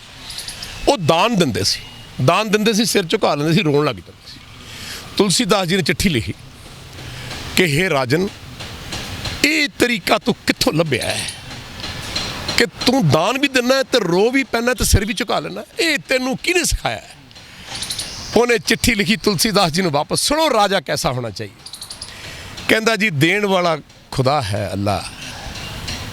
ਉਹ ਦੇ ਰਿਹਾ ਹੈ, ਉਹੀ ਅੱਗੇ ਭੇਜ ਰਿਹਾ ਹੈ, ਤੇ ਲੋਕ ਸਮਝਦੇ ਨੇ ਮੈਂ ਦਾਨ ਦੇ ਰਿਹਾ, ਤੇ ਜਦੋਂ ਦਾਨ ਮੈਂ ਉਹਦਾ ਦਿਨਾ ਅੱਗੇ, ਤੇ ਜਦੋਂ ਮੇਰਾ ਸ਼ੁਕਰਾਨਾ ਕਰਦੇ ਨੇ ਤਾਂ ਮੇਰਾ ਸਿਰ ਸ਼ਰਮ ਨਾਲ ਝੁਕ ਜਾਂਦਾ ਹੈ ਕਿ ਭਾਈ ਹੇ ਖੁਦਾ, ਮੇਰੇ ਤੇ ਤੂੰ ਜ਼ੁਲਮ ਕਿਉਂ ਕੀਤਾ ਹੈ। ਤੁਲਸੀਦਾਸ ਜੀ ਆਸ਼ਸ਼ ਕਰ ਉੱਠੇ। ਕਿਆ ਰਾਜਾ, ਉਹ ਰਾਜਾ ਸੀ ਨਾ। ਰਾਜਾ ਇਸ ਤਰ੍ਹਾਂ ਦਾ ਹੋਣਾ ਚਾਹੀਦਾ ਹੈ। ਮੋਦੀ ਜੀ ਕੁਛ ਐਸੇ ਰਾਜੇ ਨੇ ਜਿਹੜੇ ਜ਼ਿੰਦਗੀ ਦੇ ਵਿੱਚ ਪਾਠ ਕਰਦੇ ਆ, ਪੂਜਾ ਕਰਦੇ ਆ, ਗੁਫਾਵਾਂ 'ਚ ਜਾ ਕੇ ਆਪਣੇ ਤਪੱਸਿਆ ਕਰਦੇ ਆ, ਸਭ ਕੁਝ ਕਰਦੇ ਆ। ਤੁਸੀਂ ਰੱਬ ਨੂੰ ਮੰਨਦੇ ਹੋ, ਤੁਸੀਂ ਅੱਲਾ ਨੂੰ, ਖੁਦਾ ਨੂੰ ਮੰਨਦੇ ਹੋ, ਰਾਮ ਨੂੰ ਮੰਨਦੇ ਹੋ। ਤੁਸੀਂ, ਤੁਹਾਡੇ ਵਾਸਤੇ ਜਿਹੜੀ ਤੁਹਾਡੀ ਪ੍ਰਜਾ ਹੈ ਉਹ ਤੁਹਾਡੀ ਜਾਨ ਤੋਂ ਜ਼ਿਆਦਾ ਪਿਆਰੀ ਹੋਣੀ ਚਾਹੀਦੀ ਹੈ। ਮੈਂ ਇਸ ਗੱਲ ਨੂੰ ਮੰਨਣਾ ਚਾਹੁੰਦਾ ਕਿ ਜਿਹੜਾ ਸਾਡਾ ਰਾਜਾ ਹੈ, ਉਸ ਰਾਜੇ ਨੂੰ ਪ੍ਰਜਾ ਜਿਹੜੀ ਹੈ, ਪ੍ਰਜਾ ਦੇ ਬੱਚੇ ਹੈ, ਉਹ ਪਹਿਲਾਂ ਹੈ। ਮੇਰੇ ਪ੍ਰਜਾ ਨੇ 10 ਦਿਨ ਰੋਟੀ ਨਹੀਂ ਖਾਧੀ, ਮੈਂ ਵੀ 10 ਦਿਨ ਨਹੀਂ ਖਾਊਂਗਾ, ਮੈਂ ਭੁੱਖਾ ਮਰੂੰਗਾ। ਜੇ ਪ੍ਰਜਾ ਨੂੰ ਮਿਲੂਗੀ ਖੁਦਾ ਤਾਂ ਮੈਂ ਰੋਟੀ, ਮੈਂ ਪਹਿਲਾਂ ਵੀ ਕਹਿ ਕੇ ਹਟਾ ਰਾਜਾ ਕੈਸਾ ਹੋਣਾ ਚਾਹੀਦਾ, ਮੈਂ ਐਕਸਪੈਕਟ ਕਰਦਾ ਉਹਨਾਂ ਤੋਂ। ਕੱਲ੍ਹ ਨੂੰ ਤੁਹਾਨੂੰ ਆਪਣੇ ਬੱਚਿਆਂ ਨੂੰ ਮਾਰਨਾ ਪਏ, ਚਲੋ ਤੁਸੀਂ ਪੰਜਾਬ ਸਾਰਾ ਖਤਮ ਕਰ ਦਿਓ, ਪੰਜਾਬ ਦੇ ਬੰਦੇ ਮਾਰ ਦਿਓ, ਫਿਰ ਕੀ ਹੋ ਜਾਊਗਾ? ਫਿਰ ਜਿਹੜਾ ਕੁਝ ਉੱਥੇ ਲਿਖਿਆ ਜਾ ਰਿਹਾ ਉਹਦਾ ਮੁਆਵਜ਼ਾ ਕੌਣ ਭਰੂਗਾ? ਮੈਂ ਤਾਂ ਨਹੀਂ ਭਰਨਾ। ਉੱਥੇ ਜਾ ਕੇ ਰੂਹ ਨੇ ਨੰਗਾ ਆਪ ਹੀ ਹੋਣਾ ਨਾ। ਸੋ ਕੱਲ੍ਹ ਨੂੰ ਆਪਾਂ ਇਹੋ ਜਿਹਾ ਟਾਈਮ ਲੈ ਕੇ ਆਈਏ। ਮੈਂ ਅੱਜ ਫੇਰ ਕਹਿਣਾ, ਇਹ ਉਹ ਲੋਕ ਨੇ ਜਿਹੜੇ 7-7 ਪੁਸ਼ਤਾਂ ਤੱਕ ਨਹੀਂ ਭੁੱਲਦੇ। ਜਨਰਲ ਡਾਇਰ ਮਾਰਤਾ ਸੀ ਜਾ ਕੇ ਊਧਮ ਸਿੰਘ ਨੇ ਇੰਗਲੈਂਡ, ਕਿੰਨੇ ਸਾਲਾਂ ਬਾਅਦ। ਹਾਂਜੀ, ਇਹ ਉਹ ਕੌਮ ਹੈ ਜਿਹੜੇ ਤੁਸੀਂ ਹਰਿਮੰਦਰ ਸਾਹਿਬ ਦੇ ਅਟੈਕ ਕੀਤਾ, ਕੀ ਹੋਇਆ? ਪ੍ਰਾਈਮ ਮਿਨਿਸਟਰ ਇੰਦਰਾ ਗਾਂਧੀ ਦੇ ਕਿੰਨੀਆਂ ਗੋਲੀਆਂ ਵੱਜੀਆਂ? ਮੇਰਾ ਖਿਆਲ ਕੁਇੰਟਲ ਲੋਹਾ ਕੱਢਿਆ ਹੋਣਾ। ਜਿਹੜੇ ਬੰਦੇ ਸੀ ਨੇ ਅਟੈਕ ਕੀਤਾ ਸੀ, ਰਿਹਾ ਕੋਈ? ਜਾ ਕੇ ਕਿੱਥੇ ਮਾਰੇ ਜਾ ਕੇ। ਹਾਂਜੀ, ਅੱਜ ਹਰਿਮੰਦਰ ਸਾਹਿਬ ਫੇ ਖੜਾ ਹੈ, ਉਸ ਤੋਂ ਵੀ ਖੂਬਸੂਰਤ ਹੈ ਕਿਉਂਕਿ ਗੁਰੂ ਦਾ ਘਰ ਹੈ। ਸੋ ਜੇ ਤੁਸੀਂ ਹਰਿਮੰਦਰ ਸਾਹਿਬ ਨੂੰ ਅਟੈਕ, ਮੈਂ ਮੰਦਿਰ ਦੇ ਸਾਹਮਣੇ ਖੜਾ, ਮੈਂ ਜਾਂਦਾ ਰੋਜ਼ ਗੁਰਦੁਆਰੇ, ਮੰਦਿਰ, ਮਸਜਿਦ, ਮੈਂ ਜੀ ਇੱਕ ਜੋਤ ਜਲਾ ਕੇ ਆਉਣਾ ਹਰ ਰੋਜ਼। ਉਹ ਜੋਤ ਮੇਰੀ ਜਲਦੀ ਹੈ ਸਰਬੱਤ ਦਾ ਭਲਾ ਵਾਸਤੇ। ਰੋਜ਼ ਮੇਰਾ ਕੰਮ ਹੈ ਸਵੇਰੇ ਮੰਦਿਰ ਜਾਣਾ, ਗੁਰਦੁਆਰੇ ਜਾਣਾ, ਮਸਜਿਦ ਜਾਣਾ, ਜੋਤ ਜਲਾ ਕੇ ਆਉਣੀ ਹੈ। ਉਹ ਮੈਂ ਜੋਤ ਇਸ ਕਰਕੇ ਜਲਾ ਕੇ ਆਉਣਾ ਕਿ ਹੇ ਖੁਦਾ, ਇਹ ਸਾਰੇ ਤੇਰੇ ਬਣਾਏ ਹੋਏ ਬੰਦੇ ਨੇ, ਇਹਨਾਂ ਨੂੰ ਮੱਤ ਦੇ, ਇਕੱਠੇ ਕਿਉਂ ਨਹੀਂ ਰਹਿ ਸਕਦੇ? ਮੇਰੇ ਵਰਗਾ ਫਕੀਰ ਤਾਂ ਹੁਣ ਇਹੀ ਕਰ ਸਕਦਾ, ਇਲਤਜਾ ਹੀ ਕਰ ਸਕਦਾ, ਪਰਮਾਤਮਾ ਅੱਗੇ ਅਰਦਾਸ ਹੀ ਕਰ ਸਕਦਾ। ਮੈਂ ਟਾਹਲਾ ਸਾਹਿਬ ਗਿਆ ਸੀ, ਮੈਂ ਅਰਦਾਸ ਹੀ ਕੀਤੀ ਸੀ, ਗੁਰੂ ਮਹਾਰਾਜ ਇਹ ਤੇਰੇ ਬੱਚੇ ਆ, ਇਹ ਜ਼ਿਮੀਂਦਾਰ ਤੇਰੇ ਬੱਚੇ, ਇਹਨਾਂ ਤੇ ਰਹਿਮ ਕਰ, ਇਹਨਾਂ ਨੂੰ ਕੁਛ ਮਾੜੀ ਮੋਟੀ ਅਕਲ ਦੇ ਦੇ, ਇਕੱਠੇ ਰਹਿਣ। 4 ਪੈਸਿਆਂ ਨਾਲ ਕੀ ਹੋ ਜਾਊਗਾ ਯਾਰ? ਅੰਬਾਨੀ ਕੋਲ ਪੈਸਿਆਂ ਦਾ ਘਾਟਾ, ਅੰਡਾਨੀ ਕੋਲ ਪੈਸੇ ਦਾ ਘਾਟਾ, ਕਿਹਦੇ ਕੋਲ ਪੈਸਿਆਂ ਦਾ ਘਾਟਾ? ਤੁਹਾਡੇ ਕੋਲ ਇੰਨੇ ਪੈਸੇ ਨੇ, ਨੋਟ ਖਾਣੇ ਆ ਸਾਰੇ। ਨਾ ਤੰਗ ਕਰੋ, ਨਾ ਜ਼ੁਲਮ ਕਰੋ, ਨਾ ਕਰੋ। ਮੈਂ ਤਾਂ ਸਿਰਫ ਇੱਕ ਫਕੀਰ ਬਣ ਕੇ ਇਹੀ ਇਲਤਜਾ ਕਰਦਾ।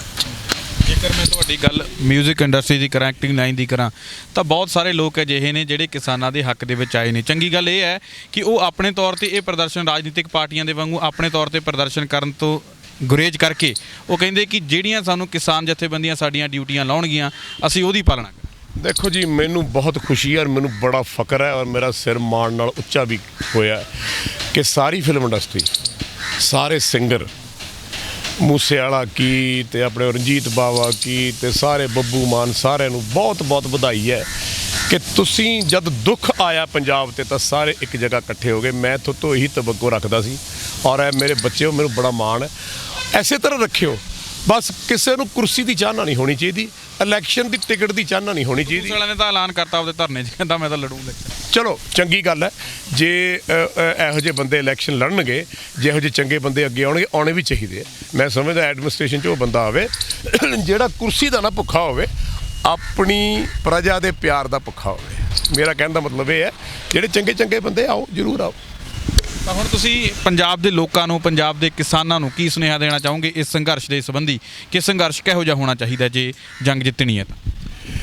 ਸਭ ਤੋਂ ਪਹਿਲਾਂ ਜ਼ਰੂਰੀ ਹੈ ਵੀ ਆਪਣੇ ਇੱਕ ਆਗੂ ਚੁਣੋ, ਨਵਜੋਤ ਸਿੰਘ ਸਿੱਧੂ ਨੂੰ ਬਣਾਓ, ਬਾਕੀ ਪਾਰਟੀਆਂ ਨੂੰ ਮਾਰੋ ਗੋਲੀ, ਪਾਸੇ ਕਰੋ। ਸਭ ਜਾ ਕੇ ਬੈਠ ਕੇ ਸੈਂਟਰ 'ਚ ਗੱਲ ਕਰਕੇ, ਇੱਕ ਵਾਰੀ ਕਰੋ, 2 ਵਾਰੀ ਕਰੋ, ਤੁਹਾਨੂੰ ਬਾਹਰ ਹੀ ਕੱਢ ਦੇਣਗੇ ਨਾ। ਹੰਸਰਾਜ ਕਹਿੰਦੇ ਨੇ ਉਹਨਾਂ ਦੇ ਨਾਲ ਜਾਣਾ ਚਾਹੀਦਾ ਕਿ ਨਹੀਂ? ਫੇਰ ਤੁਸੀਂ ਗੱਲ ਦੀ, ਮੈਂ ਕਹਿੰਦਾ ਛੱਡੋ ਪਰੇ, ਉਹਦੇ ਨਾਲ ਕੌਣ ਤੁਰੂਗਾ? ਉਹਨੂੰ ਪੰਜਾਬ 'ਚੋਂ ਚਿੱਤਰ ਮਾਰ ਕੇ ਦਿੱਲੀ ਜਾ ਕੇ ਇਲੈਕਸ਼ਨ ਲੜਿਆ ਤੁਸੀਂ, ਉਹਦੇ ਨਾਲ ਬੰਦੇ ਤੋਰਨ ਨੂੰ ਫਿਰਦੇ ਆ। ਉਹਦੇ ਨਾਲ ਤੇ 4 ਤੁਰ ਵੀ ਪਏ, ਨਹੀਂ ਪਤਾ ਉਹਦਾ ਸਿਰ ਵੜ ਦੇਣਾ ਕਿਸੇ ਨੂੰ ਜਾ ਕੇ, ਕਾਹਨੂੰ ਨੂੰ ਮਰਵਾਉਣੇ? ਸਾਰਾ ਕਮਲਾ ਹੋਇਆ, ਤੂੰ ਲੈਣਾ ਕੀ ਹੈ?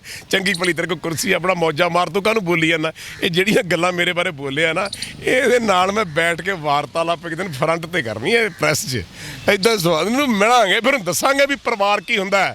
ਤੇਰਾ ਪਰਿਵਾਰ ਤੇ ਤੇਰੇ ਪਰਿਵਾਰ ਬਾਰੇ ਮੈਂ ਤਾਂ ਟਿੱਪਣੀ ਕੀਤੀ ਨਹੀਂ, ਮੇਰੇ ਤੋਂ ਕੀਤੀ ਹੈ। ਮੇਰਾ ਤਾਂ ਪਰਿਵਾਰ ਅਜੇ ਵੀ ਇਕੱਠਾ ਹੈ ਤੇ ਹੈ ਵੀ 500 ਬੰਦਿਆਂ ਦਾ, ਮਾਮੇ, ਚਾਚੇ, ਤਾਏ, ਬਹੁਤ ਵੱਡਾ ਹੈ। ਜੇ ਕਿ ਤੈਨੂੰ ਤੇਰੀ ਇੰਟਰਵਿਊ ਸੁਣਨ ਤੋਂ ਬਾਅਦ ਪਤਾ ਨਹੀਂ ਉਹਨਾਂ ਦਾ ਕੀ ਰਿਐਕਸ਼ਨ ਹੋਊਗਾ, ਉਹਦੀ ਤੁਸੀਂ ਗੱਲ ਛੱਡੋ।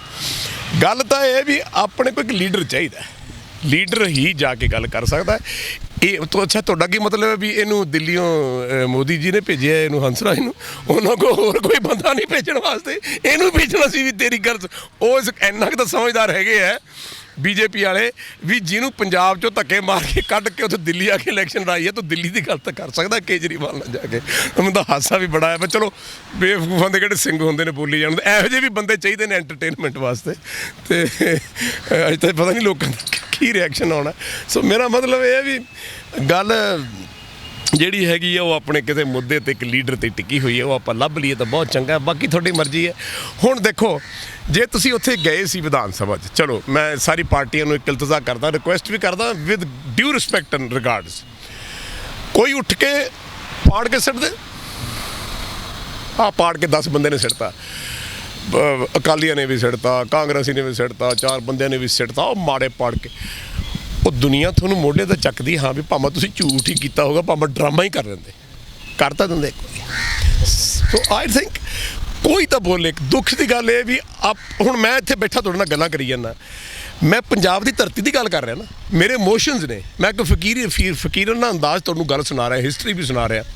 ਹੁਣ ਤੁਹਾਨੂੰ ਇਸ ਗੱਲ ਦਾ ਫਖਰ ਤਾਂ ਹੋਣਾ ਚਾਹੀਦਾ ਵੀ ਯੋਗਰਾਜ ਸਿੰਘ ਬੈਠਾ ਨੇ ਲੈਣਾ ਕੀ ਹੈ। ਸੋਹਣੀ ਮੇਰੀ ਜ਼ਿੰਦਗੀ ਹੈ, ਸੋਹਣਾ ਮੈਂ ਚੱਲੀ ਜਾਂਦਾ, ਰੱਬ ਦਾ ਨਾਂ ਜਪਦਾ, ਮੈਂ ਸਭ ਕੁਝ ਕਰਾ ਲਿਆ, ਮਹਾਰਾਜ ਦੀ ਬੜੀ ਕਿਰਪਾ ਹੈ। ਪਰ ਮੈਂ ਤਾਂ ਕਰ ਰਿਹਾ ਕਿਉਂਕਿ ਮੈਨੂੰ ਵੀ ਦੁੱਖ ਹੈ, ਮੈਂ ਵੀ ਜ਼ਿਮੀਂਦਾਰ ਦਾ ਬੱਚਾ, ਮੇਰੇ ਵੀ ਘਰ ਦੇ ਮੇਰੇ ਵੀ ਬਜ਼ੁਰਗ ਜ਼ਿਮੀਂਦਾਰ ਰਹੇ ਹੈ। ਮੈਨੂੰ ਪਤਾ ਹੈ, ਮੇਰੀ ਮਾਂ ਨੇ ਜੀ ਟਰੈਕਟਰ ਚਲਾ ਕੇ ਮੈਨੂੰ ਪਿੱਛੇ ਪਾ ਕੇ ਟਰੈਕਟਰ ਚਲਾਇਆ, ਤੇ ਬਜ਼ੁਰਗ ਪਿਤਾ ਜੀ ਦਾ ਮੇਰਾ ਉਹਨਾਂ ਦਾ ਵਿਆਹ ਹੋਇਆ ਸੀਗਾ, ਉਹਨਾਂ ਨੇ ਪਿਤਾ ਜੀ ਨੂੰ ਵੀ ਸੇਵਾ ਕਰੀ, ਮੈਨੂੰ ਪਿੱਛੇ ਜੇ ਮੈਂ ਰੋਣਾ ਤਾਂ ਮੈਨੂੰ ਟਰੈਕਟਰ ਖੜਾ ਕਰਕੇ ਦੁੱਧ ਪਿਆ ਕੇ ਛਾਤੀ ਦਾ ਫਿਰ ਪਿੱਛੇ ਪਾ ਦੇਣਾ। ਉਸ ਔਰਤ ਨੇ 100 150 ਕਿੱਲਾ ਵਾਇਆ, ਇੱਕ ਔਰਤ ਦੀ ਗੱਲ ਦੱਸਦਾ, ਠੀਕ ਹੈ। ਤੇ ਮੈਂ ਉਹ ਦੇਖਿਆ, ਮੈਂ ਉਹਦਾ ਵੱਡਾ ਹੋਇਆ ਉਹਨਾਂ ਦੇ ਵਿੱਚ, ਤੇ ਮੈਨੂੰ ਪਤਾ ਹੈ ਕਿ ਜਿਹੜਾ ਜ਼ਿਮੀਂਦਾਰ ਹੈ ਉਹਦਾ ਦਰਦ ਕੀ ਹੁੰਦਾ ਹੈ ਤੇ ਉਹਨੂੰ ਜ਼ਮੀਨ ਨਾਲ ਲਗਾਵ ਕਿੰਨਾ ਹੁੰਦਾ ਹੈ। ਜ਼ਿਮੀਂਦਾਰ ਦਾ ਆਪਣੀ ਧਰਤੀ ਮਾਂ ਨਾਲ, ਮਿੱਟੀ ਨਾਲ ਇੰਨਾ ਪਿਆਰ ਹੈ ਕਿ ਆਪਣੀ ਜੰਮਣ ਵਾਲੀ ਮਾਂ ਤੋਂ ਵੀ ਵੱਧ ਪਿਆਰ ਕਰਦਾ। ਮੈਂ ਤਾਂ ਕਈ ਵਾਰੀ ਮਿੱਟੀ ਚੱਕ ਕੇ ਤੇ ਹਿੱਕ ਨਾਲ ਲਾ ਕੇ ਪਿੰਡ ਜਾਂਦਾ ਹੁੰਦਾ, ਤੇ ਚੱਕ ਮੈਂ ਭੁੱਬਾ ਮਾਰ ਕੇ ਰੋਣਾ ਵੀ ਮੈਨੂੰ ਇੱਥੋਂ ਲੱਗ ਕਿਉਂ ਕੀਤਾ, ਮੈਂ ਵੀ ਤੇਰੀ ਮਿੱਟੀ ਦਾ। ਜੱਟ ਨੂੰ, ਜ਼ਿਮੀਂਦਾਰ ਨੂੰ ਆਪਣੀ ਮਿੱਟੀ ਨਾਲ, ਆਪਣੀ ਜੰਮਣ ਵਾਲੀ ਮਾਂ ਤੋਂ ਜ਼ਿਆਦਾ ਪਿਆਰ ਹੈ, ਰੱਬ ਤੋਂ ਜ਼ਿਆਦਾ ਪਿਆਰ ਹੈ, ਕਿਉਂਕਿ ਉਹ ਜਿਹੜੀ ਧਰਤੀ ਮਾਂ ਹੈ ਉਹਦਾ ਢਿੱਡ ਭਰਦੀ ਹੈ ਤੇ ਉਹ ਲੋਕਾਂ ਦਾ ਢਿੱਡ ਭਰਦਾ। ਦੇਖੋ, ਤੁਹਾਨੂੰ ਜ਼ਿੰਦਗੀ 'ਚ ਇੱਕ ਵਾਰੀ ਕਦੇ ਕਿਸੇ ਪੁਲਿਸ ਵਾਲੇ ਦੀ ਲੋੜ ਪੈ ਜੂ, ਕਦੇ ਵਕੀਲ ਦੀ ਲੋੜ ਪੈ ਜੂ, ਕਦੇ ਕੋਰਟ ਦੀ ਲੋੜ ਪੈ ਜੂਗੀ। ਜ਼ਿਮੀਂਦਾਰ ਦੀ ਲੋੜ ਤੁਹਾਨੂੰ 3 ਵਾਰੀ ਰੋਜ਼ ਪੈਣੀ, 3 ਵਾਰੀ।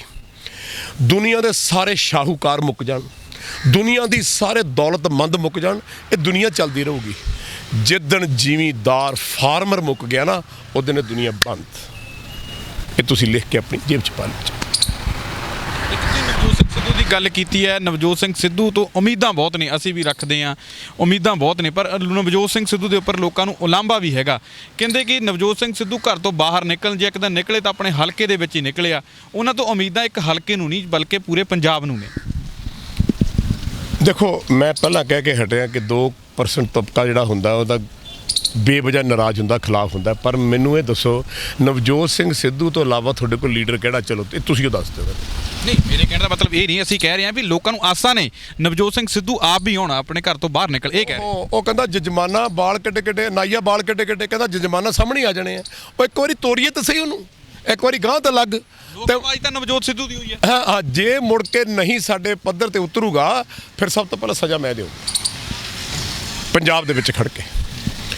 ਮੈਂ ਠੋਕ ਵਜਾ ਕੇ ਗੱਲ ਕਹਿ ਸਕਦਾ, ਉਹ ਇਮਾਨਦਾਰ ਬੱਚਾ ਹੈ, ਉਹ ਦ੍ਰਿੜਤਾ ਵਾਲਾ ਬੰਦਾ ਹੈ, ਉਹ ਜ਼ਿੰਦਗੀ ਦੇ ਵਿੱਚ ਪੋਲਿਟਿਕਸ ਨੂੰ ਸਮਝਦਾ, ਹਿੰਦੁਸਤਾਨ ਨੂੰ ਸਮਝਦਾ, ਪੰਜਾਬ ਨੂੰ ਸਮਝਦਾ। ਉਹਨੂੰ ਤੁਸੀਂ ਅੱਗੇ ਲਾ ਕੇ ਇੱਕ ਵਾਰੀ ਤੋਰ ਕੇ ਦੇਖੋ। ਜੇ ਨਹੀਂ ਨਿਤਰੂਗਾ ਤਾਂ ਫਿਰ ਜਿੱਥੇ ਇੱਥੇ 10,000 ਇੰਨੇ ਲੱਖਾਂ ਨਹੀਂ ਨਿਤਰੇ, ਤਾਂ ਫਿਰ ਇੱਕ ਹੋਰ ਸਹੀ, ਫਿਰ ਉਦੋਂ ਦੇਖਾਂਗੇ। ਪਰ ਇਸ ਵਕਤ ਤਾਂ ਸਿਰਫ ਚਾਨਣ ਆਪਾਂ ਨੂੰ ਸਾਰਿਆਂ ਨੂੰ ਇੱਕੋ ਦਿਖਦਾ ਨਾ, ਤੁਹਾਨੂੰ ਵੀ ਤੇ ਮੈਨੂੰ ਵੀ ਤੇ ਸਾਰੇ ਪੰਜਾਬ ਦੇ ਜ਼ਿਮੀਂਦਾਰਾਂ ਨੂੰ ਵੀ ਤੇ ਪੰਜਾਬ ਦੇ ਬੰਦਿਆਂ ਨੂੰ ਵੀ। ਇੱਕ ਲੀਡਰ ਹੈ, ਹੋਰ ਲੀਡਰ ਕੋਈ ਨਹੀਂ, ਬਾਕੀ ਸਭ ਬਕਾਊ। ਤੁਸੀਂ ਆਪਣਾ ਕੀਮਤੀ ਸਮਾਂ ਦਿੱਤਾ, ਤੁਹਾਡਾ ਬਹੁਤ ਬਹੁਤ ਧੰਨਵਾਦ। ਵਾਹਿਗੁਰੂ ਜੀ ਕਾ ਖਾਲਸਾ, ਵਾਹਿਗੁਰੂ ਜੀ ਕੀ ਫਤਿਹ। ਜਿਉਂਦੇ ਵਸਦੇ ਰਹੋ, ਮਹਾਰਾਜ ਤੁਹਾਨੂੰ ਭਾਗ ਲਾਵੇ, ਤੁਹਾਡੀਆਂ ਲੰਬੀਆਂ ਉਮਰਾਂ ਹੋਣ। ਮੈਂ ਕਹਿਣਾ ਚਾਹੁੰਦਾ ਜ਼ਿਮੀਂਦਾਰ ਨੂੰ, ਕਾਸ਼ ਮੇਰਾ ਬੰਦ ਵੀ ਤੁਹਾਡੇ ਕੰਮ ਆ ਜਾਏ ਨਾ, ਮੈਂ ਆਪਣੇ ਨੂੰ ਵਡਭਾਗਾ ਸਮਝੂੰਗਾ। ਪਰ ਇੱਕ ਵਾਰੀ ਆਪਾਂ ਆਪਣਾ ਲੀਡਰ ਚੁਣ ਕੇ ਨਵਜੋਤ ਸਿੰਘ ਸਿੱਧੂ ਨੂੰ ਗਾਂਹ ਤੋਰ ਕੇ ਆਪਾਂ ਇੱਕ ਵਾਰੀ ਸੈਂਟਰ ਨਾਲ ਗੱਲ ਜ਼ਰੂਰ ਕਰੀਏ। ਮੇਰਾ ਦਿਲ ਕਹਿੰਦਾ ਬਿੱਲ ਵਾਪਸ ਨਹੀਂ ਹੋਣਾ, ਇਸ ਬਿੱਲ ਪਿੱਛੇ ਆਪਾਂ ਨੂੰ ਬਹੁਤ ਹੂਤੀਆਂ ਦੇਣੀਆਂ ਪੈਣੀਆਂ, ਉਹਦੇ ਲਈ ਵੀ ਤਿਆਰ ਰਹੋ ਜੇ। ਪਰ ਜੇ ਗੱਲਬਾਤ ਨਾਲ ਗੱਲ ਨਿਬੜ ਜੇ ਤਾਂ ਬਹੁਤ ਖੁਸ਼ੀ ਹੋਗੀ। ਮੈਂ ਪਰਮਾਤਮਾ ਅੱਗੇ ਵੀ ਅਰਦਾਸ ਕਰਦਾ, ਮਹਾਰਾਜ ਬਹੁਤ ਧੱਕੇ ਤੇਰੇ ਪੰਜਾਬ ਨੇ ਤੇ ਪੰਜਾਬੀਆਂ ਨੇ ਸਹੇ ਨੇ, ਕਿਰਪਾ ਕਰ, ਰਹਿਮ ਕਰ, ਮਿਹਰ ਕਰ। ਵਾਹਿਗੁਰੂ ਜੀ ਕਾ ਖਾਲਸਾ, ਵਾਹਿਗੁਰੂ ਜੀ ਕੀ ਫਤਿਹ ਜੀ। ਤਾਂ ਇਹ ਸਨ ਸਾਡੇ ਨਾਲ ਸਰਦਾਰ ਯੋਗਰਾਜ ਸਿੰਘ, ਜਿਨ੍ਹਾਂ ਨੇ ਖੇਤੀ ਬਿੱਲ ਦੇ ਉੱਪਰ ਆਪਣੇ ਵਿਚਾਰ ਪੇਸ਼ ਕੀਤੇ ਨੇ। ਖਾਸ ਤੌਰ ਤੇ ਉਹਨਾਂ ਨੇ ਕਿਹਾ ਕਿ ਇਹ ਉਮੀਦ ਨਹੀਂ ਹੈ ਕਿ ਬਿੱਲ ਵਾਪਸ ਹੋਵੇਗਾ। ਤਾਂ ਉਹਨਾਂ ਨਾਲ ਇਹ ਵੀ ਕਿਹਾ ਕਿ ਸਰਦਾਰ ਨਵਜੋਤ ਸਿੰਘ ਸਿੱਧੂ ਜੇਕਰ ਪੰਜਾਬ ਦੇ ਲੀਡਰ ਬਣਦੇ ਨੇ ਤਾਂ ਉਹੀ ਇੱਕ ਲੀਡਰ ਨੇ ਜੋ ਬੀਜੇਪੀ ਜਾਂ ਮੋਦੀ ਸਰਕਾਰ ਦੀ ਅੱਖ ਦੇ ਵਿੱਚ ਅੱਖ ਪਾ ਕੇ ਗੱਲ ਕਰ ਸਕਦੇ ਨੇ ਤੇ ਇਸ ਬਿੱਲ ਨੂੰ ਵਾਪਸ ਕਰਾਉਣ ਦੇ ਵਿੱਚ ਸਹਾਈ ਹੋ ਸਕਦੇ ਨੇ। ਕੈਮਰਾਮੈਨ ਗੁਰਦੀਪ ਦੇ ਨਾਲ ਸੁਖਵਿੰਦਰ ਸਿੱਧੂ, ਰੋਜ਼ਾਨਾ ਲੋਕਨਾਟ TV, ਚੰਡੀਗੜ੍ਹ।